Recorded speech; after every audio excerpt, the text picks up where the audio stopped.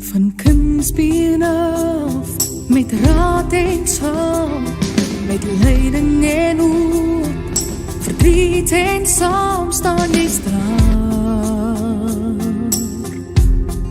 Jy is altyd daar.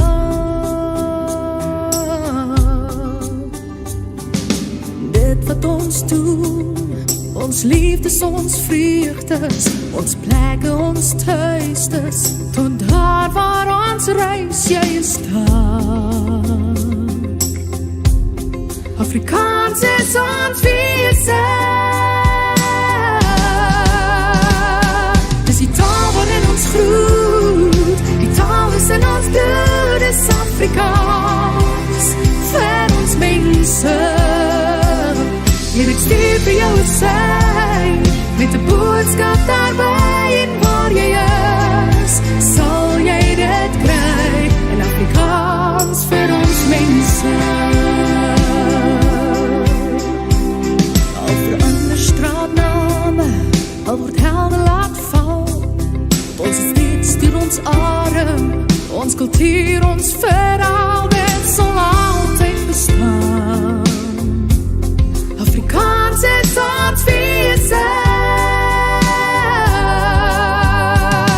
dis die taal waarin ons groet, die taal is in ons bloed, is Afrikaans, vir ons mense. En ek stuur vir jou 'n sein, met 'n boodskap daarby, en waar jy is, sal jy dit kry, in Afrikaans vir ons mense. Ons is daarmee gebore, die taal waarvoor ons staan, dit vloei deur ons are, ons kinders praat het saam, dit sal altyd bestaan. Afrikaans is ons wese,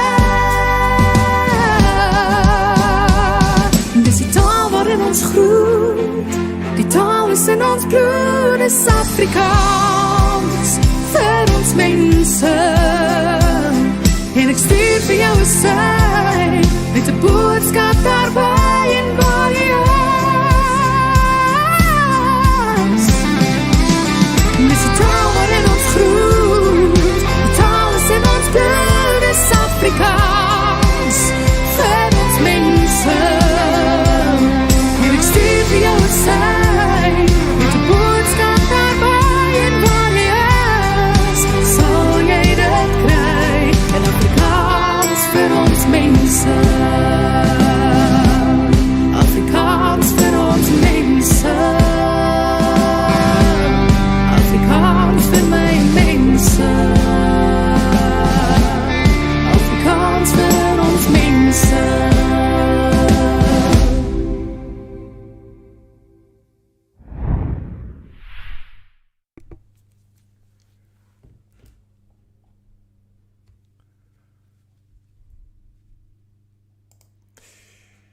Vutsarko, hey, Sawabona, I see you in the chat as well. But that's the extent of my Zulu, my friend. So I'll ask you, Otsihili-chang. And if you were to answer, I would say, you ask me, I'd say, Kitsihili-sentle. Anyway, welcome, folks, ladies and gentlemen, all around the world, but especially in South Africa, welcome. And you may notice that today I'm virtually kissing my microphone. My camera is acting up. Okay, that's correct, so I wonder why the stream's a little bit behind. But welcome aboard, ladies and gentlemen. Once again, I was in Ronaldo Jos stream, and I did quickly ask before the end of his program if anyone had a preference for jerseys, and I was asked for the Southern Kings, but alas, I have no Southern Kings jerseys. Maybe we can fix that one day. I don't have a Cheetahs jersey or a Greekwas jersey either, but I do have Sharks jersey, which was one of the requests. So there you go. Celsi, not Mr. Price, Celsi. And I do have this little shark that I picked up at Kings Point. And of course, the reason I picked it up is not that I'm a Sharks fan, although when Bismarck Duplessis played for them, I was a fan. This is so that when they play the Stormers or Western Province, I can wave him like this. Sacrilege for the Sharks fans. Anyway, we'll throw the shark away. No, just kidding. Having a little fun there. Welcome, everybody. Glad to see everybody in here. Okay, so a little bit of news to start the day off. And the first one, I think some folks are pretty well aware of this, but let me go ahead and put this up there anyway. Ladies and gentlemen, 3,000 subscribers. Thank you so much. I'm so very humbled by 3,000 subscribers. And it's not just 3,000 subscribers. It's loyal subscribers, ladies and gentlemen. You know, a lot of us, we see a channel, it might be interest. We might just become a subscriber just so we shows up in our stream. We find it later on. But listen, let me tell you, if you're watching my videos, wow, I've had several videos now that have topped 10,000 views and a few that are now hitting 15,000 views, the recent ones. It's amazing. I thank you so much. I really appreciate. Yanni's here. Yanni, thank you. He says, well done. Vutsarko is a Sharks fan. Go Banana Boys. Well, when Yanni and I'm not the biggest fan of Yanni Duplessis, but he was Bismarck's brother, and he's not a bad player. So when both of them were playing for the Sharks, I did root for the Sharks whenever I saw them, unless they were playing Province or the Stormers. And then, of course, I can't be sacrilegious and go against my team. So there you have it. Well, folks, welcome into today's stream. Again, excuse me, I'm very happy, very thrilled. 3,000 subscribers, and as I said, wonderful that people are so active. Look at, okay, but this is right off of my page, 3,011 subscribers. That's 2,400 in the last 28 days. But remember, in mid-February, there was one subscriber, then two, and after family and friends, maybe about 31. So I don't have a lot of friends, but if you look at the summary, 999% increase in views, and that's actually higher than that. That's the figure, the highest they go there. So Hank says, am I a racist if I don't support the Sharks? No, not at all. Of course, I know you're trying to be cheeky there. But let's see who's here. Lezan, good to see you. Vutsarko, welcome. Vutsarko is going to try and challenge me on Afrikaans now. So I'll just default to the standard, ik praat nie Afrikaans nie. Okay, and then we're done with that. Anyway, we are black, we are white, we are the dynamite. Oh, Willem, yeah, there's a Sharks chant right there. So let's say congratulations. Thank you so much. Good, you're not. We at Stormers don't like them. Sorry, Olaf. Let's see. Yes, Bite Your Ankles is here. David Groenewald in Afrikaans instead of in the German or Danish or Dutch there. Well done. Now for 30,000. Yeah, well, if I get 30,000 according to YouTube standards, I could actually I can have membership. Although I've heard rumor that they'll do it for less, but we'll see. Right now, don't have members, but you can super chat if you'd like to super chat. And by the way, speaking of super chat, I am putting the money to good use. So let me just show you. Since I opened super chat up a couple days ago, and some super chats have kindly come in. It's not simply money for the bar bill, although perhaps one day some of it might be. But I'm putting it to good use now. So I've been very frustrated at trying to show things on the screen. I'm all doing a 127-inch monitor that I have. It's a really good one from Samsung. But I went out today and purchased this from Acer, a Taiwanese company. Of course, it is like everything else made in Japan or China. But 27-inch LED monitor so that I can put a second monitor up there and feed it into my stream so we can scroll through websites and videos a little bit better. Anyway, so I've been intending to get that for a while, but because of lockdown, I wasn't really sure where I could go and what I couldn't go, but I found a very good price for it. And for what I would have paid back in 1992, I paid like $490 or $500 for a 13 or 14-inch monitor that was VGA.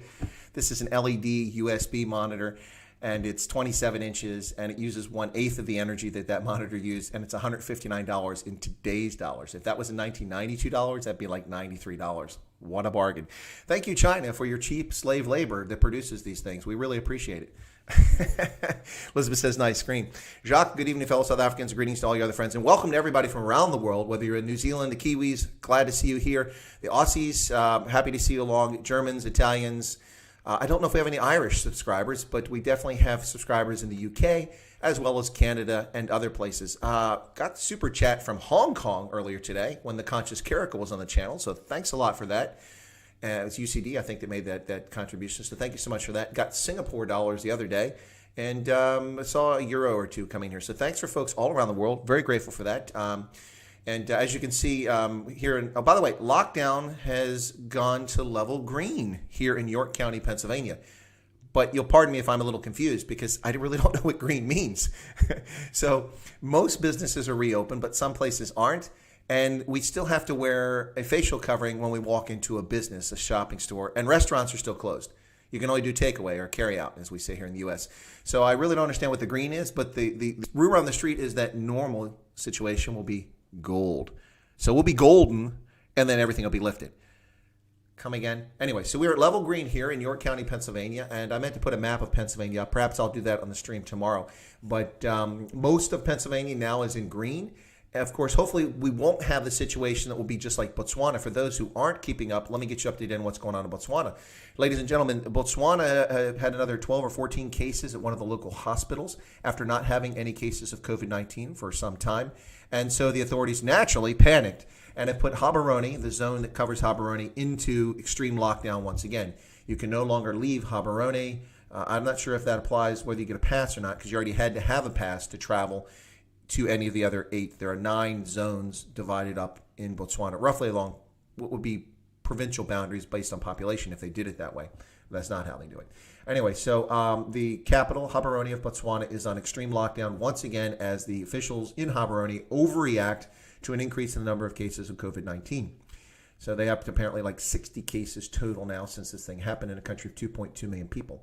Now, I appreciate their caution, but a better method would have been to do contact tracing for the people who've turned up sick and figure out who all is involved and who they've met with, and then caution people about being involved in certain activities. Apparently there was a party that was thrown and someone invited people and they drank, and so now they're blaming alcohol for it. Well, alcohol doesn't give you COVID-19.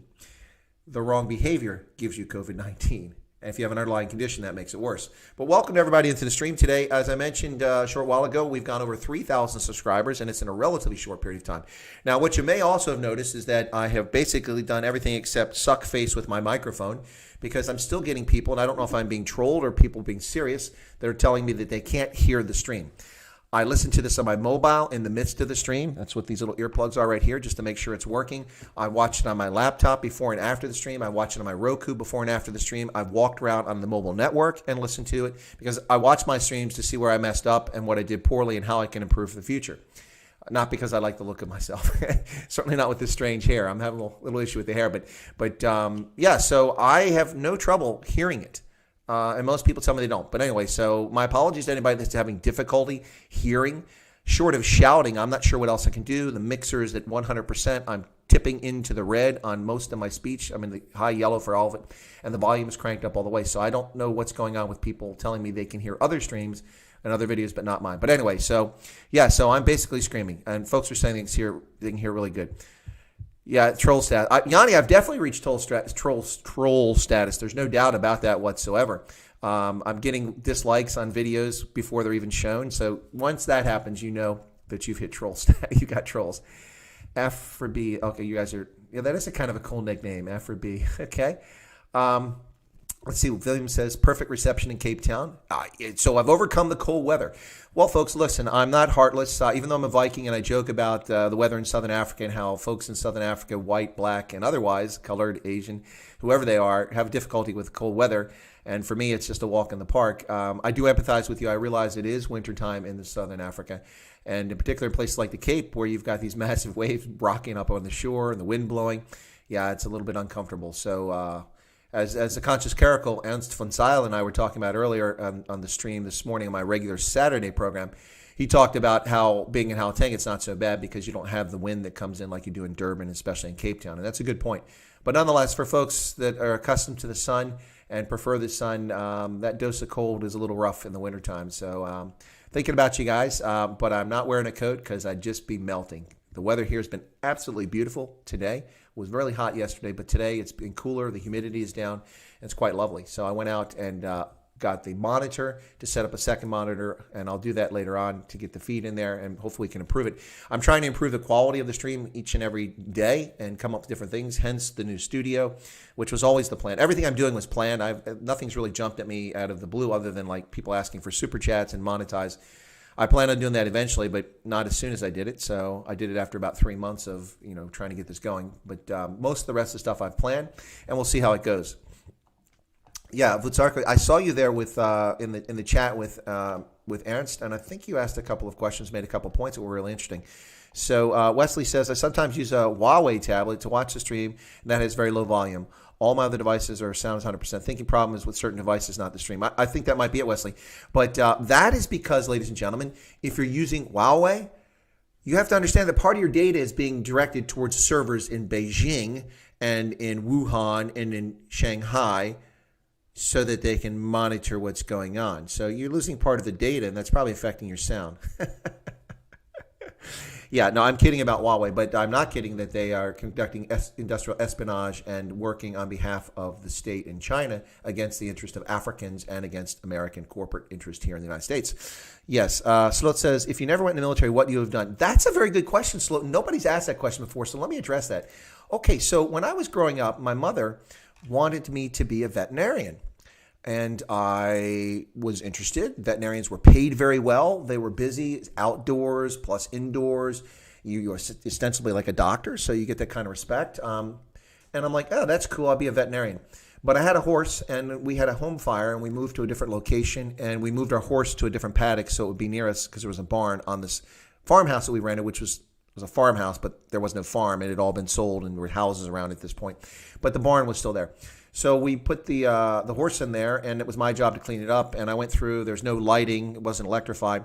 So I'm looking to make sure there's nothing on the walls. And I missed a nail that was about above shoulder height, and I couldn't see it in the dark. Well, we had a lightning storm, and my Morgan horse mare, whom we'd gotten for free because she had some white paint on her ankle, and Morgan horses aren't supposed to have white paint. They're supposed to be roan in color.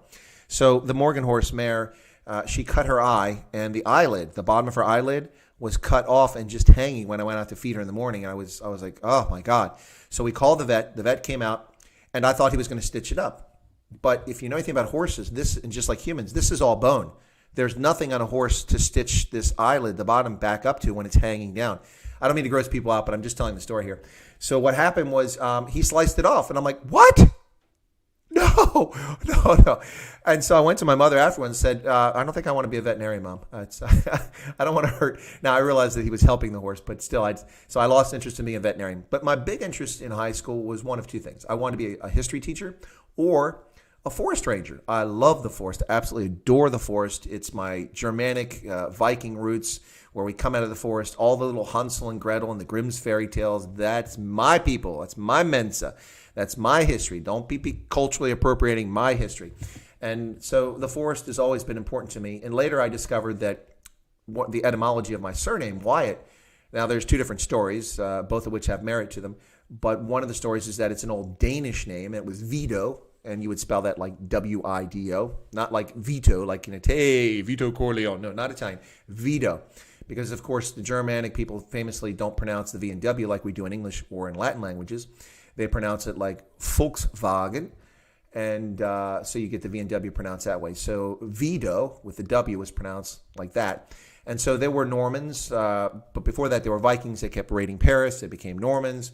They lived there. They learned French, and with the French language, they became Roman Catholics. And over time, because French, which was originally a Germanic language, was transformed by the arrival of the Romans, became a Romance language. It has some antecedent Germanic roots in it, which most French don't realize. And when I learned French, it was confusing me because I'm like, that's German, because it was a German language. The Franks came from Eastern Europe, Central Europe. They crossed over two rivers, Frankfurt on the Oder, that's the Oder River, and then Frankfurt am Main. That's two big Frankfurts. And that Frankfurt is literally the crossing of the Franks. And so they came, they settled, and the Franks became German. Their Germanic language became a Romance language. So the Normans, when they adopted French, it was a Romance language. They lost the ability over a couple generations to pronounce things the same way that they had in a Germanic or Scandinavian language. So Vido became Guyot, G-Y-O-T. Now that was already a name in French, but it became the Vidos became Guyots. When they invaded in 1066 in England and at the Battle of Hastings, there was a certain Admiral Adam Guyot, who was one of the Norman knights, who was with William the Bastard, or William the Conqueror, how he later became known. Now, I'm comfortable calling him William the Bastard because he's my 34th great-grandfather, as was his opponent at Hastings, Harold Godwinson. Anyway, long story short, Vido became Guyot. Guyot came with the Normans. They settled in Kent, southeast of London, large estates, very connected nobility for centuries. And over time, of course, the Anglo-Saxons living in the United Kingdom, which wasn't United Kingdom at the time, but on the island of England and Scotland and Wales, they had the inability to pronounce things Latin. Even though the Romans had settled England, the language never really changed English enough that they lost that. Anyway, so what happened was that Guyot became Wyatt, and that's the surname today. So that's a bit of a long story there. I've missed a lot of chat here. Let me catch up. Anyway, so yeah, I've always had an interest in being a forest ranger. So thank you for that question. And I still love the forest to this day. In Germany, they have what are called Volksmarch, people's marching or hiking. And it's a big thing. And a lot of people in the U.S. military adopted that because we used to have 500,000 troops stationed in Germany for decades. And they married, took their families over there, married Germans, came back to the States. And around U.S. military bases, the communities like in Georgia and Arizona and other places, you would have folks marches. We have American Folks March Association. So I used to folks march quite a bit. You go out and hiking for 10, 20 kilometers and you come back, you get a little medal or a mug or something like that. Of course, you pay a fee for it. But yeah, so I love the forest. And in Germany, I love folks marching because I got to hike in the forest all the time. Pretty cool stuff. All right, so let's see what else I've missed here. Okay. Olaf says, I don't know why they ban alcohol. They use alcohol to clean everything outside, your hands, drinking it. Well, they ban alcohol because you have some people who are arrogant and think that it's the reason for social ills. No, people's poor conduct is the reason for social ills. Alcohol is just a tool. And if you teach people and raise people properly, you will avoid most of that. There will always be people who abuse it, but using it as a blanket excuse to ban it's not right. All right, let me see what else we got here. It was cool in Pretoria last night. Bird bath froze. Wow, that's crazy. A free bee. A free bee. Got it. Okay, a free bee. I thought it was a free bee. That's cool. That's even better. Robert ZA says he liked my stream with Ernst. I did too, actually, Robert. I really enjoyed that stream. Thanks, folks, for who tuned in or were able to tune in. If you didn't catch it, I kept it to an hour and a half. We didn't get carried away like we did yesterday with Toyin Umseri. We went for 2 hours yesterday. But with Ernst, we cut it in an hour and a half, and there was so much more to discuss. He offered to come back on the channel and invited me back on the Conscious Caracal, and we're going to follow through with that, ladies and gentlemen. I really enjoyed it. It was exciting, although for me at the beginning I was a little, I had someone knocking my door early this morning, which upset my stream. So the first few minutes where I was a little out of sorts, but Ernst was right on money, and so I think it was a fantastic stream. We talked about a lot of issues, and we had some good questions by people in the chat asking questions about Afreform, about issues, white genocide, and things like that. And so I thought it was a really good stream, so check it out. Farming. No, Hank, I never wanted to be a farmer. I didn't ask to be a farmer. It just was happenstance that I wound up being a dairy farmer, among other things, in my youth, in my high school years. And I have no regrets, and I didn't dislike it then. I actually enjoyed it, even though it was a lot of hard work and long hours, because it taught me responsibility, it taught me self-sufficiency, it taught me the value of hard work and honest living. And also it exposed me to a lot of things that otherwise I'd know nothing about. Now I'd just be some city kid and there's nothing about how nature works and how life really is. So farming was fantastic, and I recommend it. If you've got kids, take them out on a farm in the summertime if it's safe, depending where you are, and get them exposed to farming.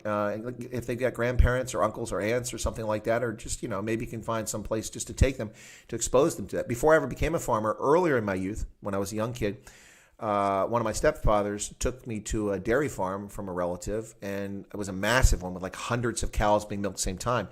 And it was a memory I'll never forget. Little did I know that I would later be a small-scale dairy farmer. But no, I don't want to be a farmer. Farming is a critically important skill and affectation, but it's not something I'm interested in. I know that in Southern Africa, lots of people, but not just Southern Africa, across Africa, a lot of people, their dream. So I work with a lot of African militaries and government officials, and they all dream of going back to the farm or building their cattle post. And I used to tease, like in Botswana all the time, the officers in the Botswana Defense Force about, when I retire, I'm going to go to the cattle post and we're going to have cattle. And I'm like, yeah, okay, more power to you. I'll be right here in Gaborone. I'll be at Romans. You come into town, join me at Romans, go have a pizza. Go to Game City. That's right. I'll come out to the cattle posts and visit you now and then, but not going to live out there. So yeah, no, farming was not high on my list. Wesley says he's not allowing China has all kinds of bugs and equipment. Ladies and gentlemen, I worked at the African Union. Okay, let me just talk about that and talk about China, Huawei, and spying. Okay, so before you love all kinds of things at the United States and our security state and collection and stuff like that, it's no secret I worked at the National Security Agency, and if you want to level criticisms and say hypocrisy, we can talk about that. But this isn't about the United States; it's about China and the fact that it's malicious. The Chinese built the African Union headquarters in Addis Ababa. Excuse me. I guess I need some Starbucks because I'm getting a little tongue tangled there. So yeah. So they built it. It's a beautiful building. If you've been there, I enjoyed going there. I didn't work in that building. I worked at the American Embassy, and then I worked at the Peace Support Operations Division, or Operations Directorate, which is located in an older building opposite the new structure. But I did go in there frequently for conferences and for meetings and such, and it's a lovely building, very well done. The Chinese, it looks like it's going to be durable too, which is nice. Not everything the Chinese build in Africa is durable, but this is quite a lovely setup. But they had an office 2 years after the structure was finished. It's outside for a Chinese construction company, and only Chinese workers with Chinese access badges could enter the construction site, which was really just an office. So no one really knew what was going on there because there was no construction going on. Now, ostensibly, they might need maintenance workers or IT support personnel, but I don't recall that being part of the package that they offered to the African Union. Well, anyway, so the rumor that many of us had heard, and it went back and forth, and we joked about, is that the Chinese had bugged the African Union. You know, there's bugs all over the place. Well, in fact, it was later discovered by Africans, and it's not been discussed widely, but it is a matter of public record, and it's out there. They did find bugs in conference rooms and private offices throughout the African Union building that the Chinese installed. Why? So the Chinese knew what the African Union was saying and what they were curious about, so they had a competitive advantage by cheating. Yes, and so that is a true story, ladies and gentlemen. And for years, we talked about it, but finally it came out in the press, and it was confirmed. All right, logical streams. Whoops.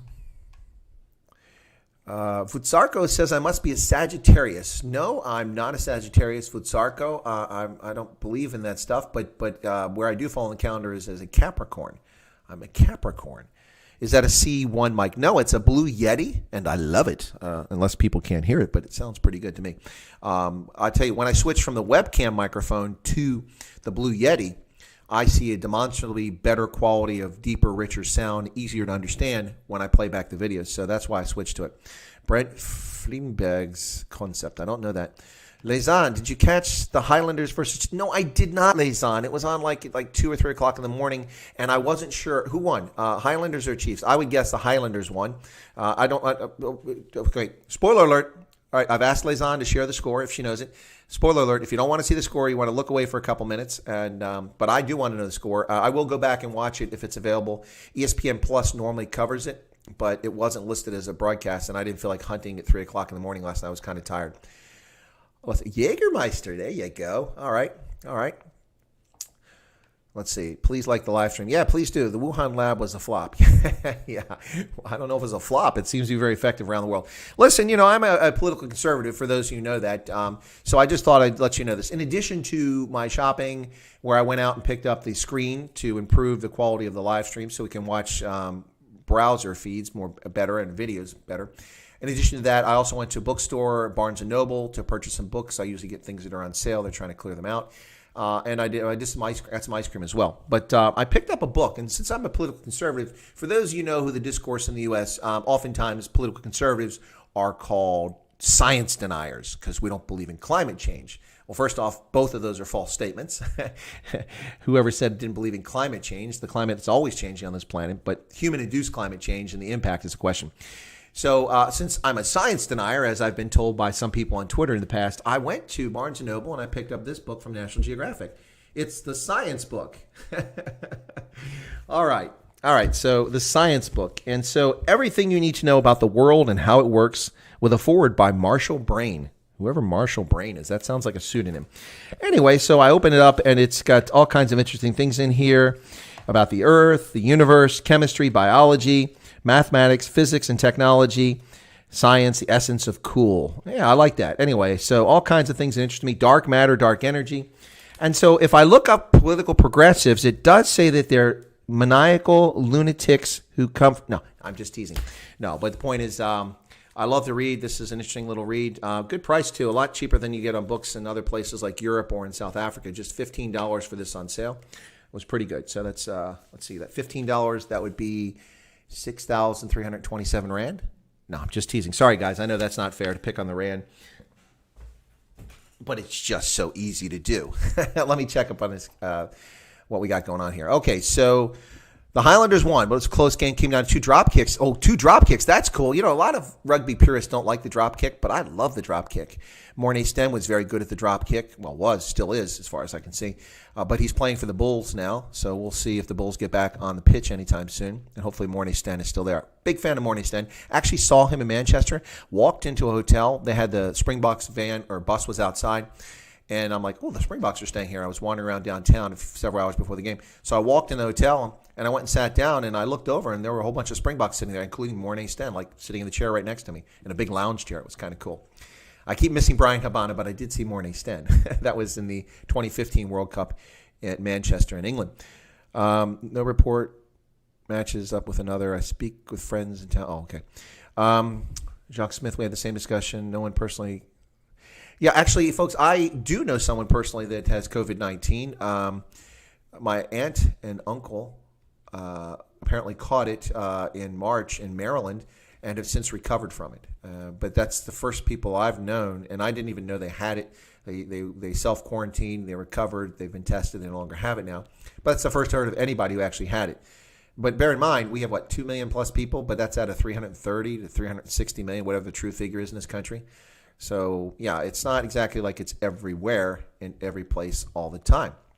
Well, thank you, Lazan, for sharing that the Highlanders won. So, once again, Mornay Sten, almost as deadly as Knott's both are recording dropicals. Yeah, he was, Hank. Amazing stuff, or is. He's amazing. I remember the first time I actually saw Mornay Sten, I saw him live at Bloemfontein in 2009 in the Tri-Nations. And I went down there and watched the Springboks beat the All Blacks, which was awesome. Beat them in South Africa, beat them in the high veld, pretty close to, well, not really the high veld, but close to it. It was Kimberley at elevation, so it was quite nice to see them lose. And Mornay Sten scored every single point that the Springboks scored in that game. Pretty cool stuff. So I really enjoyed that. Well, folks, thanks for tuning in. We've lost some people. I don't know if it's late or I'm boring tonight, what it is, but if I'm boring, my apologies for that. No new subscribers, no super chats. Oh, yeah, I want to share this story. Oh, wait, okay, we got a question here. So let me answer the question first. And the question is from Bobby B. Oh, Blues Pixie, there you are. Have you been here lately? I don't recall seeing you lately. Not to call you out, but Chris, the Cosmos series by Neil deGrasse Tyson is great in the sense that it didn't just focus on cosmos, but rather on history of science. Yeah, and of course, that's a nod to Carl Sagan's original series, The Cosmos, which to this day stands the test of time. Carl Sagan was amazing. He was just up here in New York, not that far away, at Cornell University, where he was working as a lecturer and a researcher. Yeah, Carl Sagan was amazing. Of course, Carl Sagan was the guy who wrote Contact, which became a movie starring Jodie Foster, a brilliant movie, and also is the guy who came up with the Cosmos series, which put science and astronomy and astrophysics in the language that the layperson can understand and was appealing and fascinating. Of course, Neil deGrasse Tyson, of whom I'm a huge fan. Now, he actually met Carl Sagan when he was a kid, young black kid. He was invited up to Cornell by Carl Sagan. Went up there and met Carl Sagan, and of course was inspired to become an astronomer. So once again, laying bare the lies about black folks in America don't do anything. Neil deGrasse Tyson, one of the foremost astronomers out there, and an astrophysicist, or whichever, I think astronomer. But yeah, Neil deGrasse Tyson is amazing, and that's a great series. Thank you for sharing that, Blues Pixie. Good to see you in the chat again. Bobby B says, have you followed the FISA abuse, Russia collusion, declassified documents related to the Crossfire Hurricane investigation? It seems like a failed coup to me. Bobby, I would agree with you, based on the information that's available to me as well, publicly available. The most disturbing part of all this was to see the declassification of the telephone conversation between the Russian ambassador Kislyak and Lieutenant General Michael Flynn, who was the incoming national security advisor. These conversations were uncharacteristically declassified. And normally, as someone who worked in intelligence community, normally when we declassify things, much of what comes out is redacted. In other words, it's blacked out so you can't read it because we're protecting sources and methods. In this case, virtually nothing was redacted in all the cables that came out. I've seen the cables. I've read them. They're a matter of public record now. They're out there because they were hidden and denied to the public until a Freedom of Information Act request was finally approved, and this was declassified, and the information came out now under a lot of political pressure. And if you watch the transcripts, you'll find that General Flynn did nothing inappropriate, nothing untoward, nothing to betray this country. And the shameful, disgraceful, disgusting, vile political shenanigans by the Obama administration officials who tried to surveil him by abusing the Foreign Intelligence Surveillance Act to spy on Americans with no basis whatsoever. And of course, this is all fruit of the poisonous tree to begin with, because the original FISA warrant was for Carter Page. They had no basis to get that. And that's now been proven over and over again to spy on Carter Page. It's been admitted by the Justice Department and by the FBI that they had no legitimate basis to spy on Carter Page. Yet they used Carter Page, and that started the whole thing. Then they went after General Flynn. In my view, the whole issue with General Flynn is it's people in the Obama administration who are getting even. If you remember what happened with General Flynn, he was the director of the Defense Intelligence Agency, and he publicly Quentin, there's a super chat. Sorry there. Sorry I'm late. You need to give Ronaldo more cock. We'll talk about that in a moment. Maybe I do. But thanks for the super chat there, Quentin. Appreciate it. What's that little? I'm trying to figure out what your icon is. It looks like you got big glasses and you're blowing a kiss or something. But what happened was I got off track there. General Flynn and Carter Page. Yeah. So General Flynn, what he was doing, if you see the transcripts and read them, he's simply doing what he's supposed to be doing, his due diligence, meeting with foreign officials just in event. There's the super chat from Quentin. It just came up on the screen. All right, excellent. Thank you so much, Quentin, for that super chat. South African Rand 14. Appreciate that. That'll offset the cost of this puppy right here. Thank you so much. Or I'll put it towards the monitor that I picked up earlier. Yeah, Quentin, if you weren't here earlier, I picked up a monitor so I can get a second monitor up here so we can get better quality on the stream and bring some more visuals in. So I have a second two monitor setup. I actually have other monitors, but they're not up to the task, and I wanted this to be top drawer, so I picked up a new monitor. Anyway, so General Flynn, what's happened with General Flynn is that he's talking to Ambassador Kislyak about incoming things they need to discuss. And, of course, if you remember, the Obama administration set up the Trump administration to fail by imposing sanctions on Russia at the very last minute so that Donald Trump was put in an awkward position and there would be an antagonistic relationship with the Russians when he came into office. All the while, they're claiming that he's friends of Russia. They set up a situation that was antagonistic for him. So Trump has got his incoming national security advisor talking to the Russian ambassador saying that, listen, we're trying not to let this get out of control. There's nothing we can do about it right now, but we're coming, this is me paraphrasing, we'll be coming in the office in just a couple of weeks. The president will be here, and we can talk about these issues. Please ask President Putin not to retaliate for the sanctions that President Obama has put in place. Just don't do that. No promises made, no quid pro quo, this for that, for those who don't speak Latin or haven't followed the news for the last 30 years. Remember, that was famous. Whoa, Elizabeth, there's a super chat. Well, it's a super sticker. I love that super sticker. That's cool. Thanks for the thumbs up. That's really sweet of you. Thank you so much, Elizabeth. So for those who don't remember, of course, famously, the phrase, the first time I remember people uttering it, of course, I'd heard about it before going to school, but the first time I remember it really being talked about was, of course, the Bush the senior.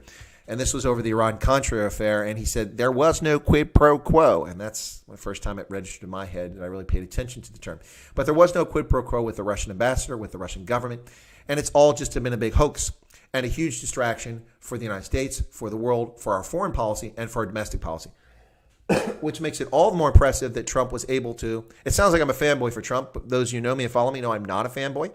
In fact, I take real issues with some of the things Trump says and does, but I did vote for him, and I will vote for him again, and in part because I'm committed to this concept, keep America great. Now, you may not think America's great by following the news, but the news is disingenuous and dishonest, so you really can't trust it. Anyway, most of the folks in the media. Anyway, so yeah, the whole thing is a big hoax. It's a scandal. It's a scam. And they did abuse the FISA court. There's no doubt about that. And they did abuse American citizens and their liberties. And this is very disturbing, ladies and gentlemen. If they can do this to the incoming president and then the president of the United States, who can they not do it to? They can do it to anybody and get away with it. Nobody's been charged with a crime. Nobody's gone to jail. Yet this system, listen, I worked in this system and I'm familiar with the FISA court because I've had to apply for FISA warrants before in my job in the military and investigate people who are potentially involved in espionage against the United States. This is clearly an abuse in my mind. That's an opinion. I don't have all the facts in front of me. Nice tan. Do I have a tan? Oh, I was out walking, so I might have got a tan. I got a little bit burned there, but thank you, swear I'm DG. Jacques, I missed that. Okay, let me catch up here a little bit. Dumb regulations. You guys are talking about the smokes and the alcohol, no doubt. Generalizing stupid. With one race, the race, human race, what is crucial is the use of others' makeup. Yeah, no, if you've heard me speak before, I get a kick out of racist and people, I don't get a real kick out of it, but I find it ironic because we're all Homo sapiens. And the fact that you can breed and reproduce with someone who looks different than you proves that we are the same. It's just a question of DNA. So, Quentin, what's the cog you want me to give Ronaldo? Am I too nice to Ronaldo? Is that what's going on? Okay, so Hank says, like, is Ronaldo in the chat? Because I just have top chat here, I think. Live chat. Let me switch it over there a little bit and see what's going on there. Okay. So Carl says, hi. Well, hello. Good to see you there. Rajal, what happened to Sarah Palin? Why is she not on the scene? Sarah Palin was demonized, and then she decided to try to go mainstream and become a sort of a pseudo-celebrity, and she's kind of disappeared from the scene. She did this big bus tour a couple years ago of the U.S. To encourage conservatives to vote, and that's kind of the last we've heard of Sarah Palin. She might be back. She was wrongly abused. She was blamed for John McCain losing the election in 2008, but the reality is that John McCain lost the election not because of Sarah Palin, but because of his behavior when the economic crisis hit. The good news for Barack Obama is that he kept his mouth shut. He's just one of 100 senators, and he suspended his campaign without announcing he was suspending his campaign. He flew back to Washington to meet to discuss about what measures were coming next. John McCain famously said, now he had a 5-point lead at the time in the polls. Not that we can trust polls, but he was 5 points ahead after the Republican convention and held that for 2 weeks. John McCain came on television and said, I'm going to Washington. I'm going to fix this. I'm going to take care of this. Dude, you're one of 100 senators. And he lost instant credibility and lost a lot of support and wound up losing the election by a significant margin. And it all turned. It wasn't Sarah Palin's fault, and the demonization of her in the press and things like Saturday Night Live didn't detract people from voting from her. It was not Sarah Palin's fault that he lost. It was John McCain's fault. So, yeah, I don't think we're going to see her coming back. Wesley says, good work to Jacques Smith. Shooting range today. Oh, 308 9mm. Cool, Jacques. Awesome. How many rounds did you get off?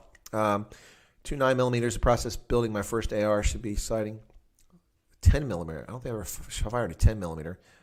I don't shoot. Somebody sent me a video, and it was some guy that does gun shows, or not gun shows, but not promotes, but talks about guns on YouTube. And I watched it, and he had a 50 cal, and I looked at this 50 cal. I'm like, I gotta have that 50 cal. That looks awesome. I can just picture myself out in the Bosfeld or in the bush in Angola during the war with the Cubans, sitting there with this 50 cal, which is mounted on a pintle, firing at trucks and things to take them out. Anyway, just thoughts. Anyway, all right. So Robert says Black Lives Matter and Antifa are terrorist organizations. Who funds these organizations? Well, they raise their own money, but they're also funded by a nebulous group of different folks. But we do know that Antifa is actually funded by Open Society, which is a George Soros organization.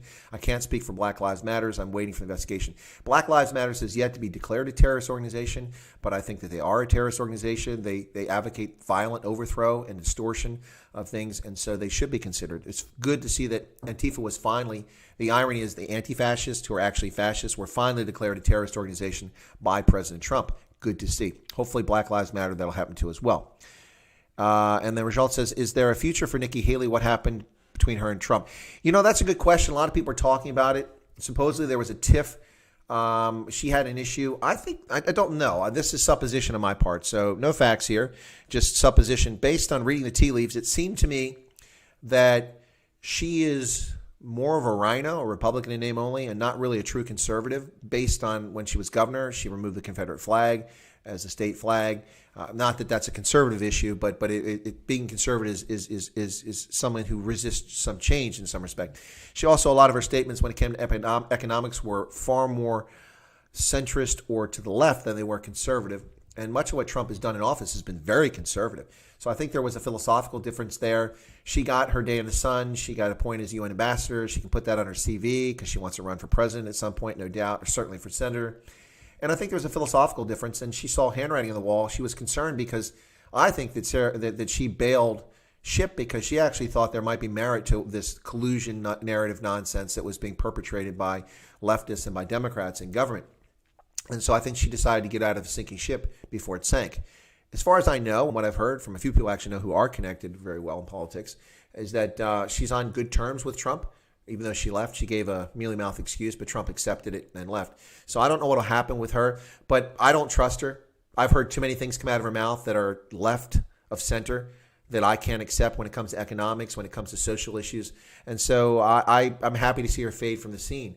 I don't really care unless she changes, but then she's just a chameleon. She's just another Cyril Ramaphosa. She just changes her stripes. So anyway, but we'll see what happens with her. Let's see what else. Yanni's still here. Good to see you still around, Yanni. Monday went to the range, nice and quiet. Oh, you're going to the range. Okay, cool. Shotguns. Yeah. I've never used a shotgun on the range. Now, unless you call a turkey shoot a range. I mean, I fired shotguns at a turkey shoot. So we're on a range, but it's a competition. But I've never gone to the range to fire a shotgun. I usually just fire my shotguns at squirrels and quail and and people intruding on my property and things like that. Just saying. Let's see. So Blue Spit, you can hunt big game with a 50 cal air gun. Perhaps the military is utilizing it for low noise. Not sure. Variable Vision says the biggest mistake in human history, thinking communism was dead when the Berlin. You know what, Variable Vision? I think you have a point. My concern with the United States is that the decade from the end of, was almost a decade, from the end of communism, the fall of the Soviet Union and the Warsaw Pact until 9/11, to me was a lost decade. Not just because Bill Clinton was the president and his foreign policy was disastrous in almost every aspect, but because we just kind of meandered. The United States didn't want to be seen as the hyperpuissant, as a French official sarcastically called us, and I love it. So I say we are hyperpuissant, hyper power. Not only did we not want to be seen as that, but we seem to want to take a back seat. It's funny how listening to these talking heads say that Donald Trump is withdrawn from the world. The world is a vacuum. America's leadership is gone. Well, you're the same people that are whining when America did step up to the plate and led the world. Now you're complaining because we're not there. Well, I disagree that we're not there. We weren't there during the Clinton years. We sat back as a bystander to many of the world events. Rwanda, the slaughter that took place there. We went to Somalia, but it was a disaster, not because it was a military disaster or because of Black Hawk Down, but because of political cowardice of the Clinton administration in withdrawing from it. And then, of course, that kept us out of Rwanda, preventing people from being butchered and slaughtered in the most gruesome ways. And it led to a host of other things. We allowed the Balkans to fester and become a disaster in which 250,000 people died in Bosnia alone. Tens of thousands died in eastern Croatia. And then as many as 50,000 children were born as a consequence of rape. 50,000 children born. Now, this, no abortions, although some people lost children. 50,000 children born in Bosnia as a consequence of rape. The Serbs and Croats also, but the Serbs primarily set up rape houses in which they gathered little girls and Bosniak women and Croats as well, and locked them in these houses. And then their paramilitaries came through and had their joy and raped these girls repeatedly for days, weeks, months, and then released them when they're pregnant. And it was a concerted, organized campaign to change the ethnicity of Bosnia by making half Serb children. Sick, isn't it? Yep, 50,000 children born as a result of that. I have no idea what's happening to those children today. We're now talking about 25 years of age for most of them, roughly 24, 25 years old. So I wonder what's happened to them. But this is something that's never talked about. Yeah, so the United States was sitting back as an actor in the 1990s and not engaged. So that is a lost decade to me from a geopolitical standpoint. But I think your point is spot on that this is... The world is completely missed. We thought it was all over, like Francis Fukuyama's book, The End of History, which he's famously panned for because the history's not over. Of course it's not over. The universe will have to implode on itself before history ends, if that even works, to an end of history. But what Fukuyama meant is the end of a certain type of history, and that mankind had changed. In that, I think he was incorrect, but I don't pan him for his title of his book. I read The End of History. I think it's a pretty good book, but he was off a little bit. But he was trying to make a point. And I think his point was that the people, without saying it, did see it as the end of history because there's no longer the bipolar world. We're no longer this ideological struggle between communism and democracy and between market capitalism and state control. That's over. But as we've seen, it's not over. And in fact, these people keep bringing back failed ideas over and over and over again.